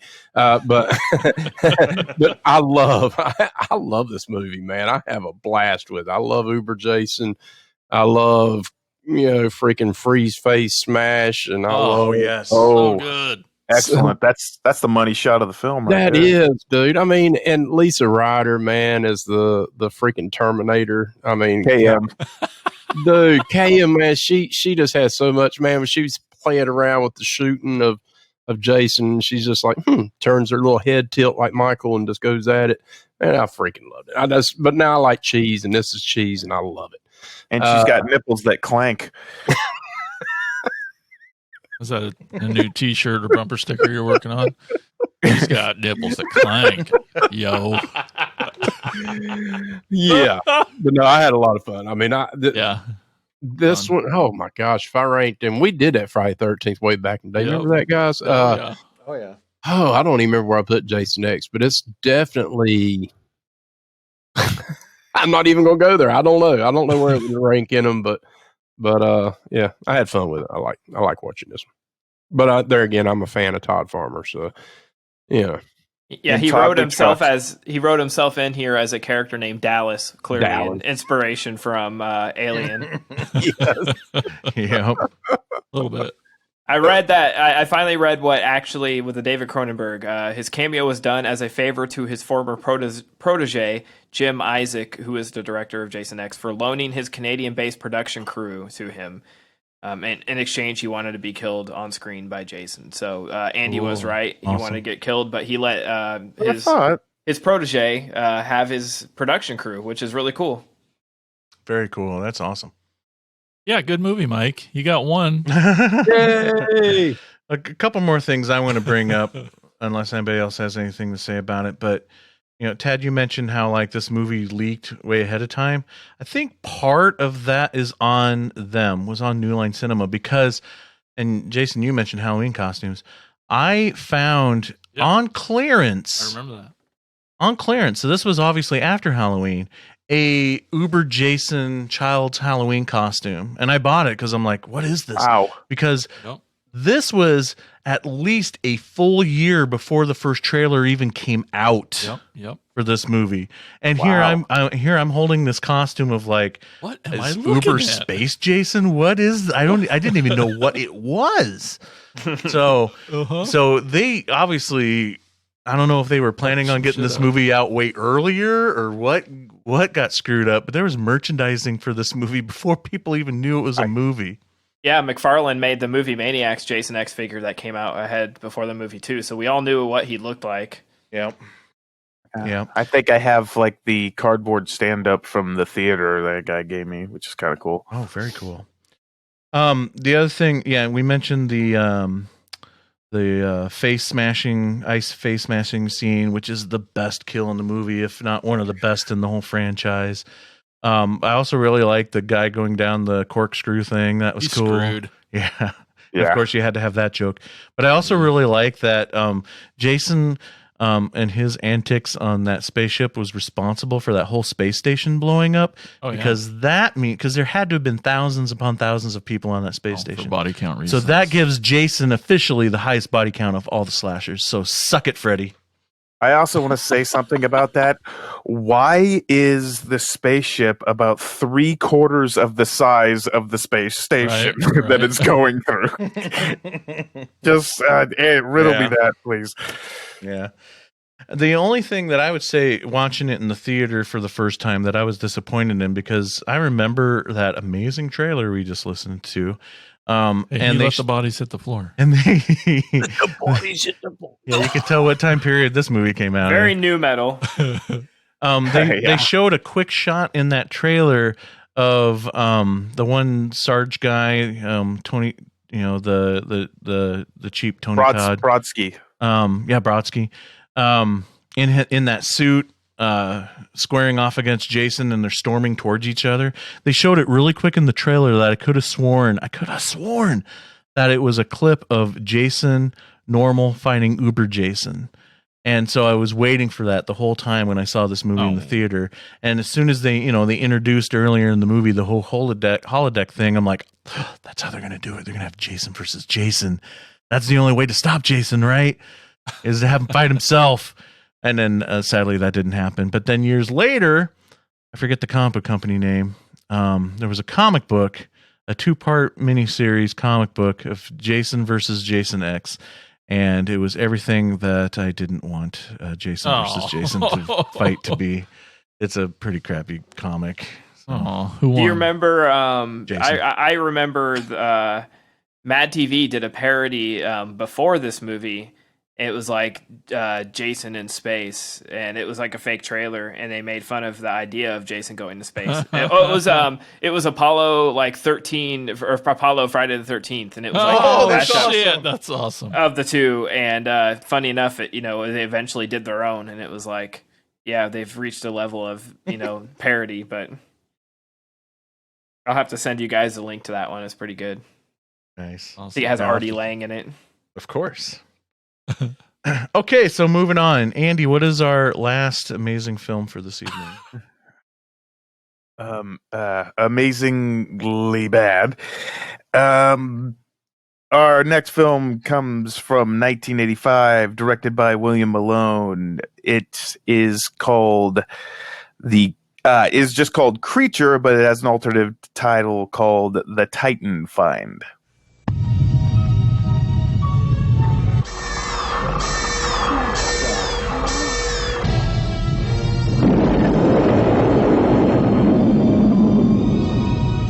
In the near future, in the shadow of Saturn's rings, stranded beneath the surface of the barren moon called Titan, scientists find the one thing they never expected. Is it here? Was expecting them. Oh my God! And suddenly, those who had traveled across the galaxy had run out of space.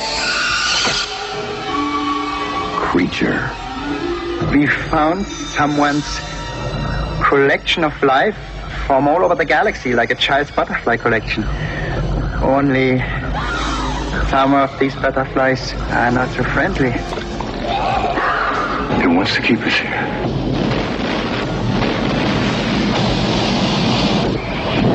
What's that? It's opened one of the doors. This thing is using it for food. It's using our own man to kill each other. Now!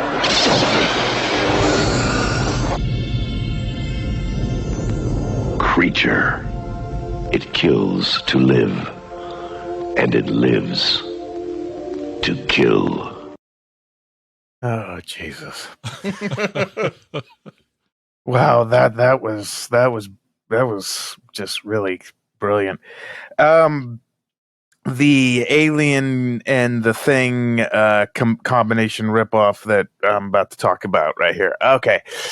A crew of scientists from NTI, the U.S., arrive on a cold planet by the name of Titan to examine archaic artifacts, that of unknown origin that look like they're stored in NyQuil gel caps. They discover that their German firm rival firm, Richter, I believe. They already have a ship there when they seek help after their landing because they basically sink into the planet. They go and find the other Germans. They go to find the German ship, and all they find is bodies, and they realize that they've all been slaughtered by one of the creatures that came out of the NyQuil gel caps, and they've awoken, and now the alien is after them. Basically, it's like I said, it's Alien meets The Thing, and to me, this is just really generic stuff. It's your typical anything in space. It always has like a time lock with there's either you're going to self-destruct or you're going to run out of air, combined with the imminent danger that is this alien that we barely see. This movie, I don't know what kind of version that I watched, but it was very dark. I had a hard time telling what's going on, but maybe that was the point, to shadow the creature, just to, maybe hide how, kind of crappy it was. The sci-fi, the sets are really not so good. Some of the computer screens, I had to laugh because some of the computer screens, they look exactly like the backgrounds in my 6th grade school photos, when you could choose like the futuristic shit in the back. You've got a little bit of pedigree of acting here. You've got Lyman Ward, who plays David Perkins. That's Ferris Bueller's dad, if you remember that. Oh, that was him. I knew I recognized him, but yeah. Yeah. And Wendy Shaw, who played Bess Sladen, she was in Inner Space, but it was brief. Diane Salinger she's also in The Burbs. She plays Bonnie Rumsfeld, Bruce Dern's wife in The Burbs. Oh, okay.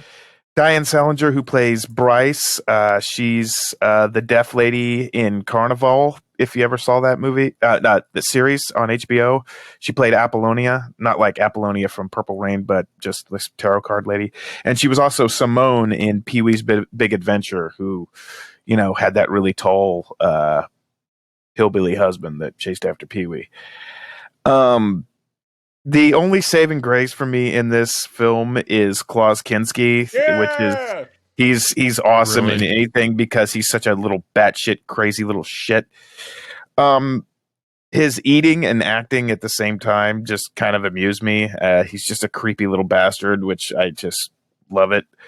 And I feel like his ass grabbing of Bryce was probably non-scripted. It wasn't. It wasn't. He quote unquote improv'd that. Yeah, and I what a scumbag. Yep. I feel like that's just Claus being Claus, and I bet you her saying "Don't fuck with me" was probably non-scripted too. He sure has claws, all right. Oh God, yes. But to me, this was just it was just another typical, we got to kill this thing or we're going to die and we also need to get out of here. It just seemed, it was just very generic to me. I mean, this was dry toast, dude. I really don't have much to say other than that. You guys go ahead.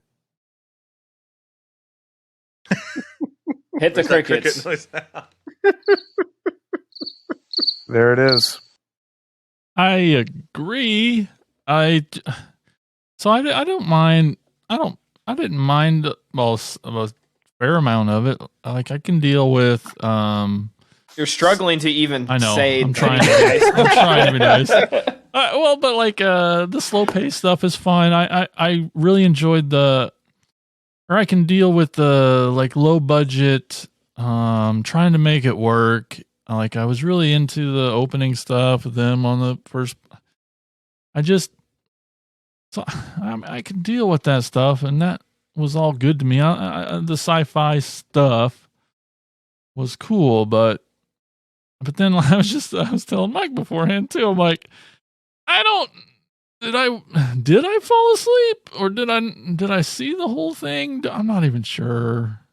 I just know that I don't like Klaus Kinski and anything he does, but he annoyed the shit out of me. But and then I had a hard time with the look of that lady, whatever her name is.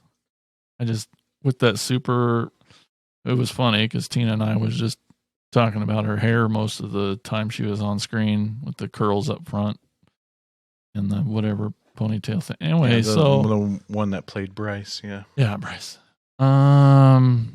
It was, and then I liked the monster stuff again. That was cool. Like it was, I don't know. I felt like I could forgive that stuff because to me it was just another. I equated it to your 50s monster guys in a suit. They're trying their ass off, and it was cool. It was weird, and clearly not practical, or maybe even not scary. But they were going, and some of the effects were cool, and I'm glad there was some bloodshed. And I don't know if I give a crap about the story, or could even tell you what really, really happened within what you said already. So yeah, at the end of the day, I think it did.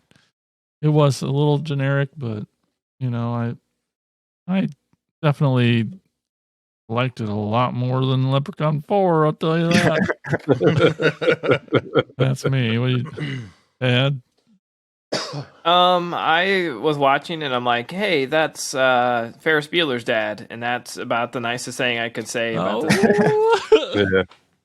I was like, I know him from somewhere, and it's sort of like, it's like, oh, this is neat, and then you're like, yeah, I recognize him, and then that gives me 5 minutes to not watch the movie and look up who it is. Right, give me a break from this movie. All right. Yeah, it was tough to get through. I just it felt like something I would find on like a local weird channel you get on antenna in the middle of the night. It would be something they're playing, and not in a good way. Like, I don't know. I don't really even have much to say about it. It just bored me to death.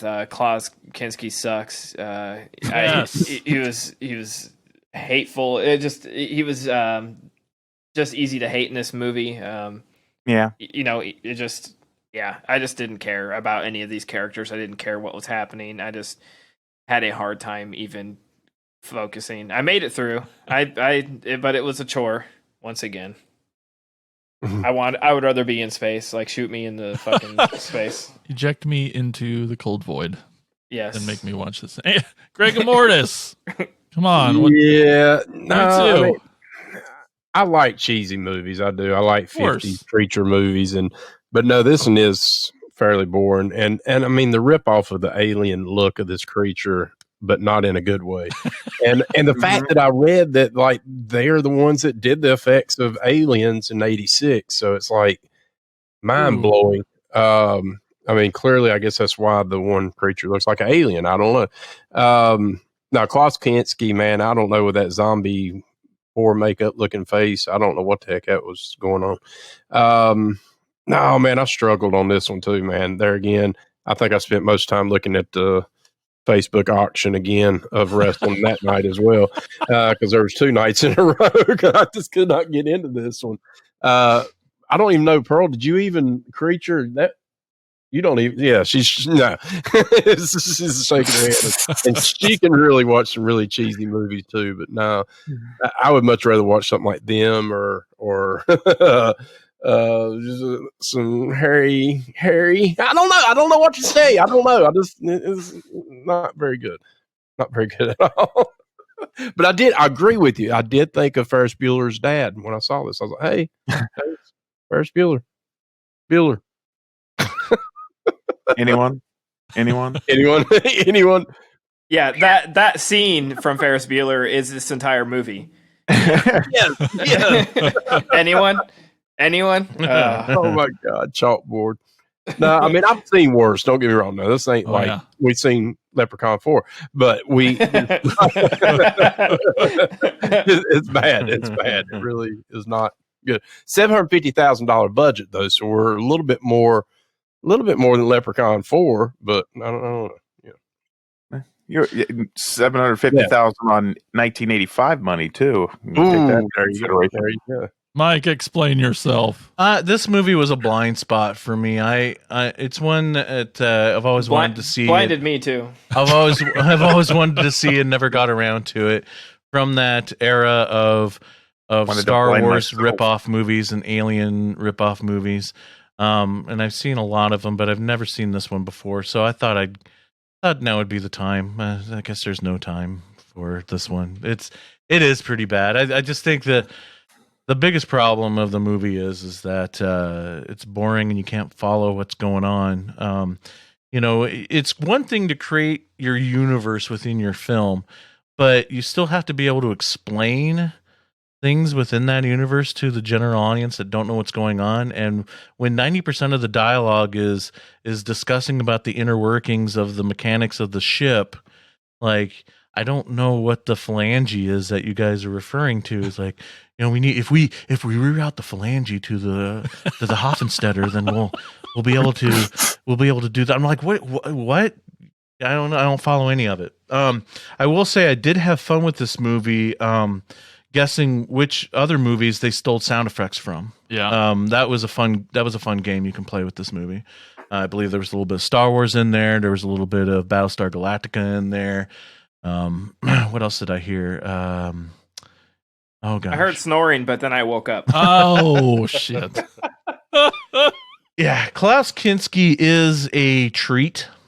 I like watching movies with him in it just because it's the car wreck effect. You just can't look away.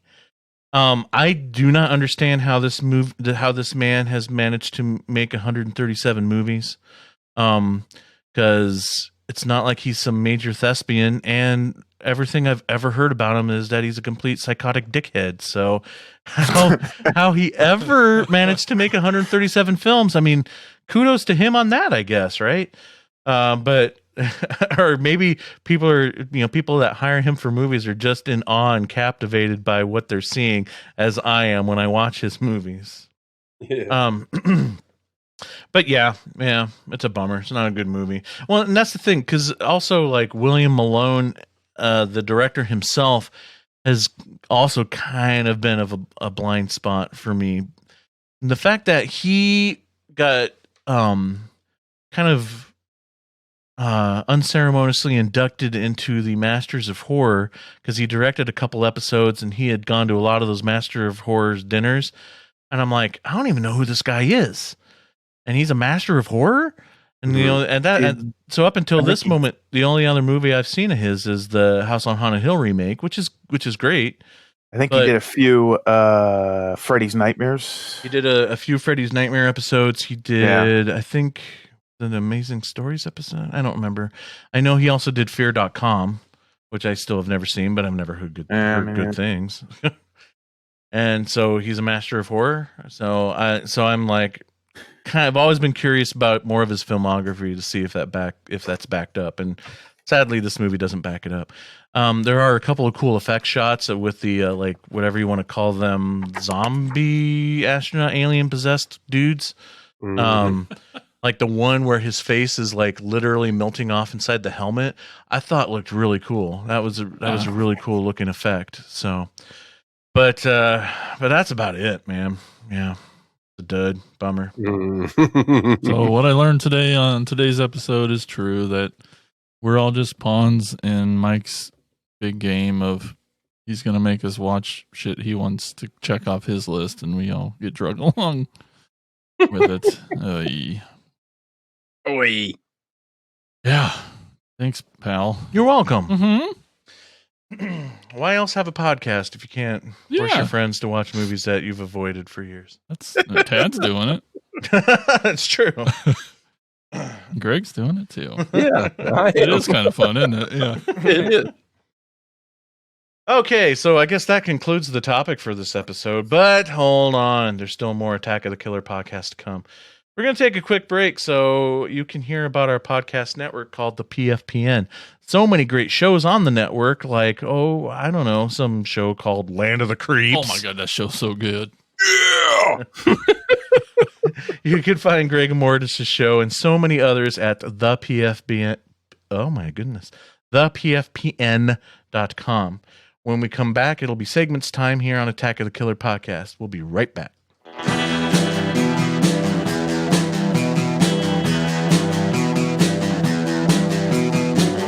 You're listening to the Prescribed Films Podcast Network, home to hundreds of hours of free podcast entertainment. The shows on this network all have a common goal, providing you with the best discussions about movies and other forms of entertainment media.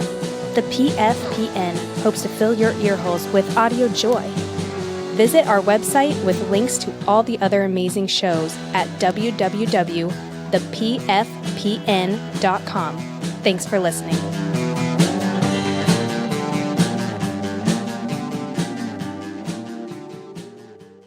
We are back, and it is time for segments here on Attack of the Killer podcast. Which segment should we start with? Everyone's favorite. Oh, I know. Nah, let's not do everyone's favorites. Let's do shout-outs. It's time for Shout-outs! Shout-outs! Shout-outs! Shout-outs! Shout-outs! All right, on this episode, shout-outs, we asked, what are your favorite horror movies that go in space? And on our Facebook page, we got Erica Schultz. We love her. She's on the podcast network herself. Right. Customers also watched Unsung Horrors. She is great. Listen to her show. Great shows. Yep. Definitely check them out. They're like totally in my wheelhouse for like obscure and weird movies. Absolutely. She says, Hellraiser Bloodline. And no, I will not apologize for that answer. Tad quickly replies, I wish Mike would have picked this one. I wish I would have too, man. I'm dying to rewatch it. I really like it too, and I'm glad to know that there are others out there that like it. Yeah. I'm gonna have to honestly say it might be. It's probably my third favorite in the franchise. Yeah, that might be. Like I like it better than 3. That's by far. Yeah. And then Brian Clark jumps in and says, "Nor should you. Bloodline is the last good Hellraiser flick." See. Then our pal Don and Nelly says, Jason X is, to no one's surprise, in my top 5 of the franchise. And even less shocking, my second favorite in that franchise is Leprechaun 4. Don, I should have known. Yeah, Don. I should have. I'll apologize for our commentary on that. I'm sure you love it.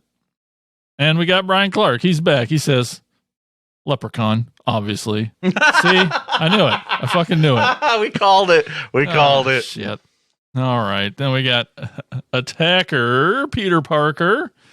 He says, Yeah, Spider-Man. I'll have to go with Jason X, but Hellraiser Bloodline is a close second. I'm ashamed to admit that I have not seen Leprechaun 4 parentheses yet. I just want to jump in really quick and just say, y'all should be grateful. I almost picked Dracula 3000. I would have taken it.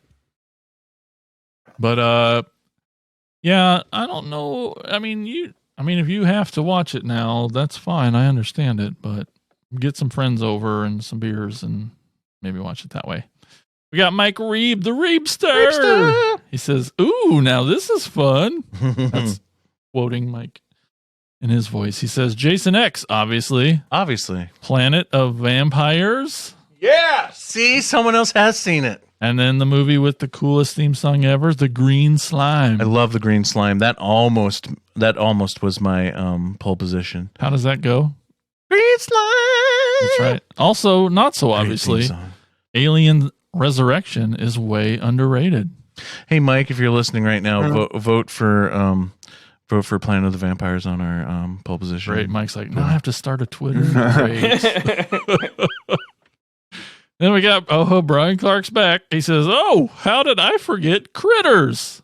That fourth movie isn't great, but Brad Dourif is great in it. It's funny, too, because, like, that's the fourth one, too, that killed the franchise, but they originally come from space. Right. But yet putting them back in space was the nail in the coffin for that franchise for a while. Oh, and then we got Tim Lennerer. He says, I saw Hellraiser Bloodline in the theater without knowing it was an Alan Smithy movie. Yeah, do we all know who the actual director was? Not without. Kevin Yeager, effects artist Kevin Yeager. That's too bad. I knew that. He was so butthurt about the movie by the time it was done, like he wanted his name off of it. He says, when the director's credit came up at the start of the film, I involuntarily yelled, "Ah, fuck." You know, when you see Alan Smithy, you're like, Yep. that ain't good. But he says, sometimes I reflect on that moment and try to imagine what it was like for anyone else in that 40% full theater. Alan Smithy movies doesn't necessarily mean bad. Not necessarily, but did you I get know, it. Jason, that Morgan Stewart's Coming Home is an Alan Smithy movie? You know, I don't think I did. You love that and movie. I love that I movie. love that movie. That's awesome. Let's do that movie. Yeah. Then we got Mike Smale. I remember that guy. Hey. He said, oh. The space guy. The space guy. That's right. I'm like, is it too soon to have Mike back when we knew we were doing this topic? Teach us a thing or two about space. He's going to teach me things about pronunciation because I'm screwed on this one. Aniara, Aniara. This is fun for me. Swedish psych horror in space. Ooh, sounds cool. Yeah, and Swedes are cool. And old the Reebster, he couldn't quit yet. He's got one more. He says, almost forgot. Disney's The Black Hole is way creepy and awesome. It is. I haven't seen it forever, but I loved it as a kid. Yeah. But I think, when you're a kid, you love every movie. That's true. And nothing in the group, nothing on the Twitter, but on Instagram, we got attacker Tina Marie. She says Solaris from 2002. That movie's pretty kick-ass. You seen it? I think she's brown nosing to you. That might be. She's cool. She's pretty cool. Anyway, that's what we got. Don't forget that y'all can still call in and leave a voicemail and tell us what your favorite in space horror movie is. Just give us a call at 415-952-6857 or 415-95-AOTKP, and that's shout outs. If you missed last week's episode, we have started a brand new segment here at Attack of the Killer Podcast. Fan favorite. With all the amazing guest celebrities that we've had introduce my segment in Saints Picks, they have graciously agreed to do a new segment on the show where they will do live script reading reenactments here on Attack of the Killer Podcast in a segment that we call Recasting with Christian Slater.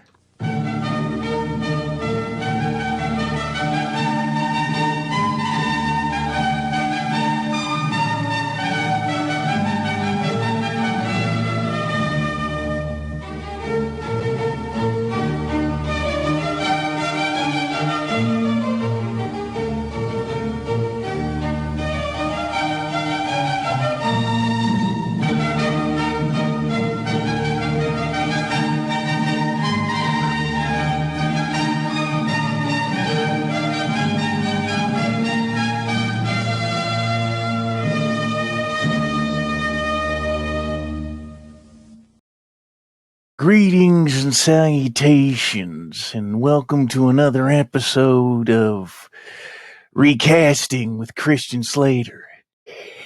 Now, last week we heard the uninhibited eloquence of Rob Zombie's dialogue in Halloween, and I thought to myself, well, why don't we just revisit the age-old classic of where he got this idea in John Carpenter's Halloween, the immortal classic.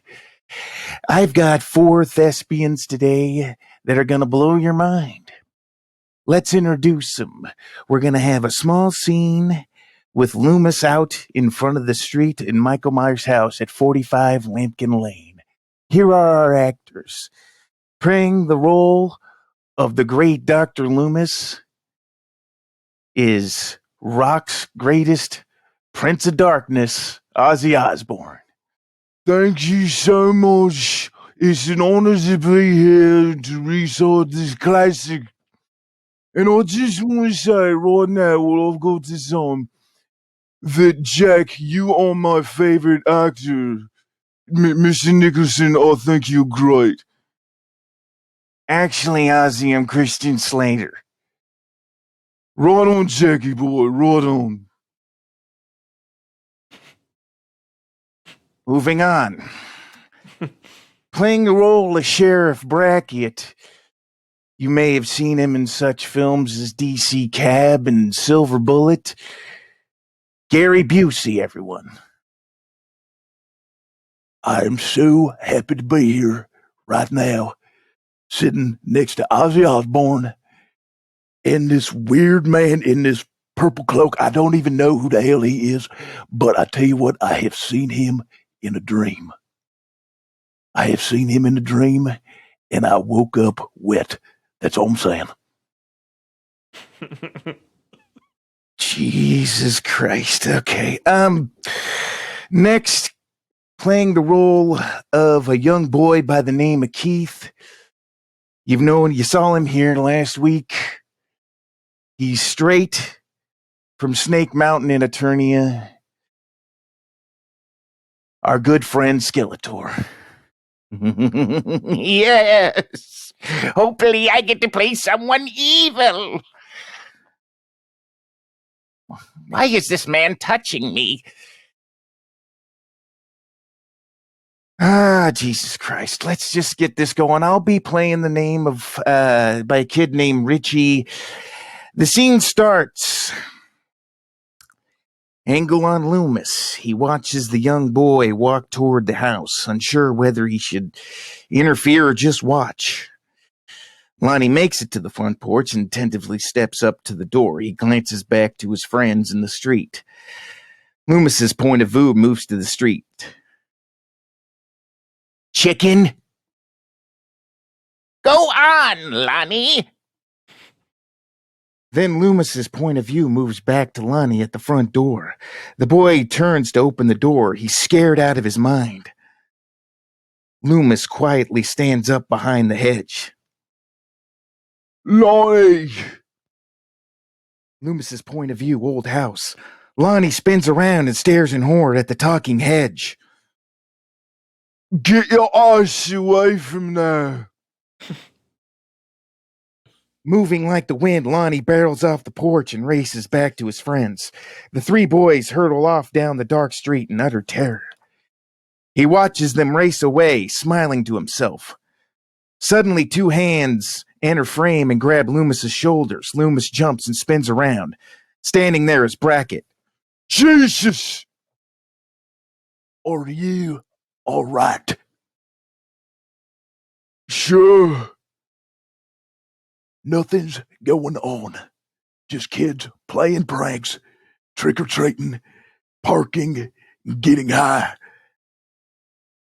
I have a feeling that I might have done this last week. I have a feeling you're way off on this. You have the wrong feeling. You're not coming up with much to prove me wrong. Exactly what do you need? Well, it's going to take more than fancy talk to keep me up all night creeping around these bushes. Well, I could probably stick around, hell. I watched him for 15 years. Sitting in a room staring at a wall. Not seeing the wall. Seeing past it. Seeing this night. He waited for it. Inhumanly patient. Hour after hour. Day after day. Waiting for some solid invisible alarm to tickle him. Death has come to your sound shelf.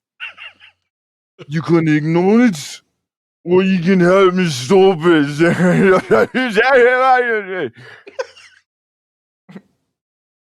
Oh, Christian, if I may for a moment. What's the problem, Gary? I speak 14 different types, of drugging and I can't understand a word he just fucking said. Excuse me, if I may, I talk to a fish and a fucking Sasquatch on a daily basis, and I couldn't make out a word he said either. Just read the fucking lines. Excuse me, what's my motivation? Jesus Christ. Ozzy, you could be looking for your car keys, you could be trying to save the world, or maybe, just maybe, you're trying to stop a fucking killer, okay? Righto, Jackie boy, righto.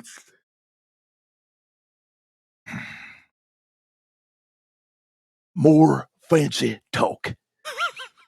You want to know what Haddonfield is? Families, children, all lined up in rows and down these streets. You telling me they're lined up for a slaughterhouse? They could be. I'll stay out with you tonight, Doctor. Just on the chance that you're right. And if you're right, damn you for letting him out. Brackett turns and walks back down the street. Loomis watches him for several moments. That does it for this week's episode of Recasting with Christian Slater. Fuck my life.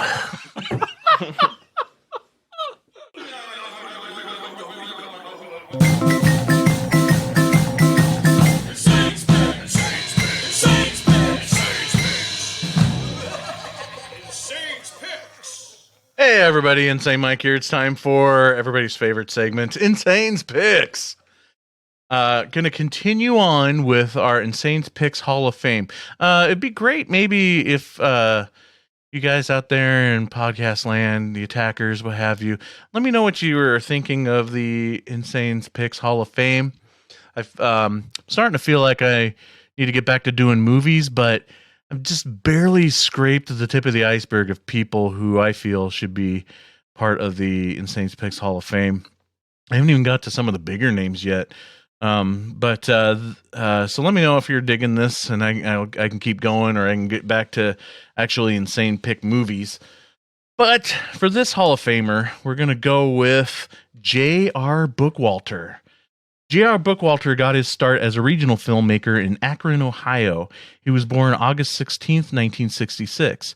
After graduating high school in 1984, Bookwalter took photography classes at the Art Institute of Pittsburgh, my old alma mater-ish. I didn't finish. He left the Art Institute in his second year. How Similar, yeah. After his apartment was robbed. Shortly after returning home to Akron, he got in touch with Sam Raimi, who ended up financing his first feature-length film, The Dead Next Door, from 1989, which he is still most well known for to this day. He was only 19 years old at the time he began making The Dead Next Door. The movie was shot on a Super 8 camera with a budget of $125,000, basically Sam Raimi's paycheck from making Evil Dead 2. He just turned around and gave it to this kid to make his movie. The production dragged on for nearly 4 years with the help of Sam Raimi's crew, with people like Scott Spiegel playing the part of Richards in the film, and even Bruce Campbell himself redubbing the voice of the lead actor, oddly enough, the character by the name of Raimi. I love The Dead Next Door. It is a low-budget zombie flick that didn't seem to care that it didn't have enough money, and you get you as much as it possibly could out of the money that it had. It's full of gore and action. It doesn't skimp on the hordes of zombies. The whole movie is an example, in my opinion, of HR's perseverance in everything that he did. Why can't we have explosions in this movie? Who cares if we don't have enough money? Let's make it happen anyway. And that is my take on Bookwalter's whole film career. Even when it came to doing his own film production and distribution company. See, The Dead Next Door was finally being completed in Los Angeles, where Bookwalter ran into David Dakota, who, of Creepazoids and Sorority Babes at the Slimeball Bolorama fame. He was a producer who was in the early stages of starting his own distribution company. So from 1989 to 1992, Bookwalter wound up either writing, directing, producing, scoring, or mixing sound for 9 features and 4 special interest videos for David Dakota. In 1991, though, Bookwalter took lessons learned from Dakota and started Tempe Video Entertainment. his very own distribution company. Tempe Video was a company where he could self-distribute and produce his features with such films as Robot Ninja from 1989, Zombie Cop from 1991, and Ozone from 1993, just to name a few. Now, I'm a big fan of Tempe Video and started ordering his movies on VHS through the mail back in the day when I learned about Tempe Home Video through Film Threat Video Guide magazine back in the early 90s. Bookwalter has taught himself the ins and outs of low-budget production and has done everything from writing, directing, producing to acting, editing, makeup effects, lighting, cinematography, and more. Not only has he worked with such people as Sam Raimi and Dave Dakota, but he also worked with Night of the Living Dead co-creator John A. Russo, producing and releasing Russo's Midnight 2 in 1993. He would later work with Charles Band as an editor, producer, and even director for Full Moon Productions. Now, I am a big fan of J.R. Bookwalter. I have always had a love for micro-budget films, especially ones where there is definitely talent, imagination, and drive not let anything stand in their way to make their art. It is definitely the motivation behind my own films, my own filmmaking career, maybe not the talent part, but all of those things are J.R. Bookwalter and why I am a huge fan. That and his films are a lot of fun.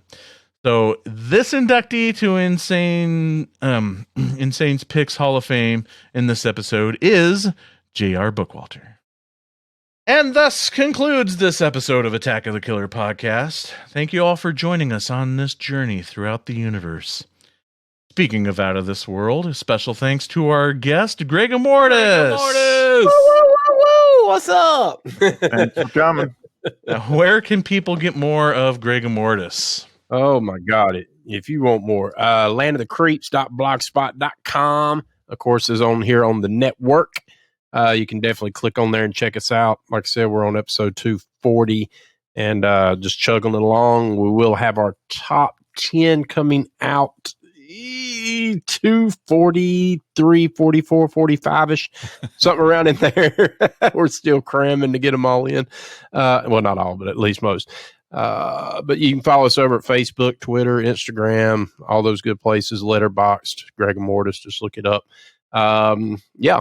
And that's kind of where you can get a hold of us. You can always call us at our hotline at 1-804-569-5682, or that's 1-804-569-LOTC, and give us a call, shout out, and all that good stuff. So thank you for the invite. You guys are always such a blast. You guys are cool, and I do really appreciate the invite. And like I said, we've known each other for so freaking long, dude. So long. And it's awesome, and it's great because I haven't talked to you and I don't even know how long it's been. So it's been great having you on the show, buddy. Yeah, absolutely, man. Thank you. And I don't even remember the last time, dude. It's been way too long.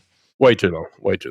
Yeah. Before Friday 13th franchise. I don't remember. I know we did the Friday 13th, but I think it's been since then. I think there's been one in between there. Yeah, I believe so too. And Tad and Andy, what's up? Hey. Thank you all for listening, and talk to you on the next episode of Attack of the Killer podcast, and may the force be with you. Oh no, could this be the end of? Attack of the Killer podcast. Attack of the Killer podcast. Attack of the Killer podcast. Attack of the Killer podcast. Attack of the Killer podcast. Attack of the Killer podcast. Attack of the Killer podcast. It's the end of the show. See you next time.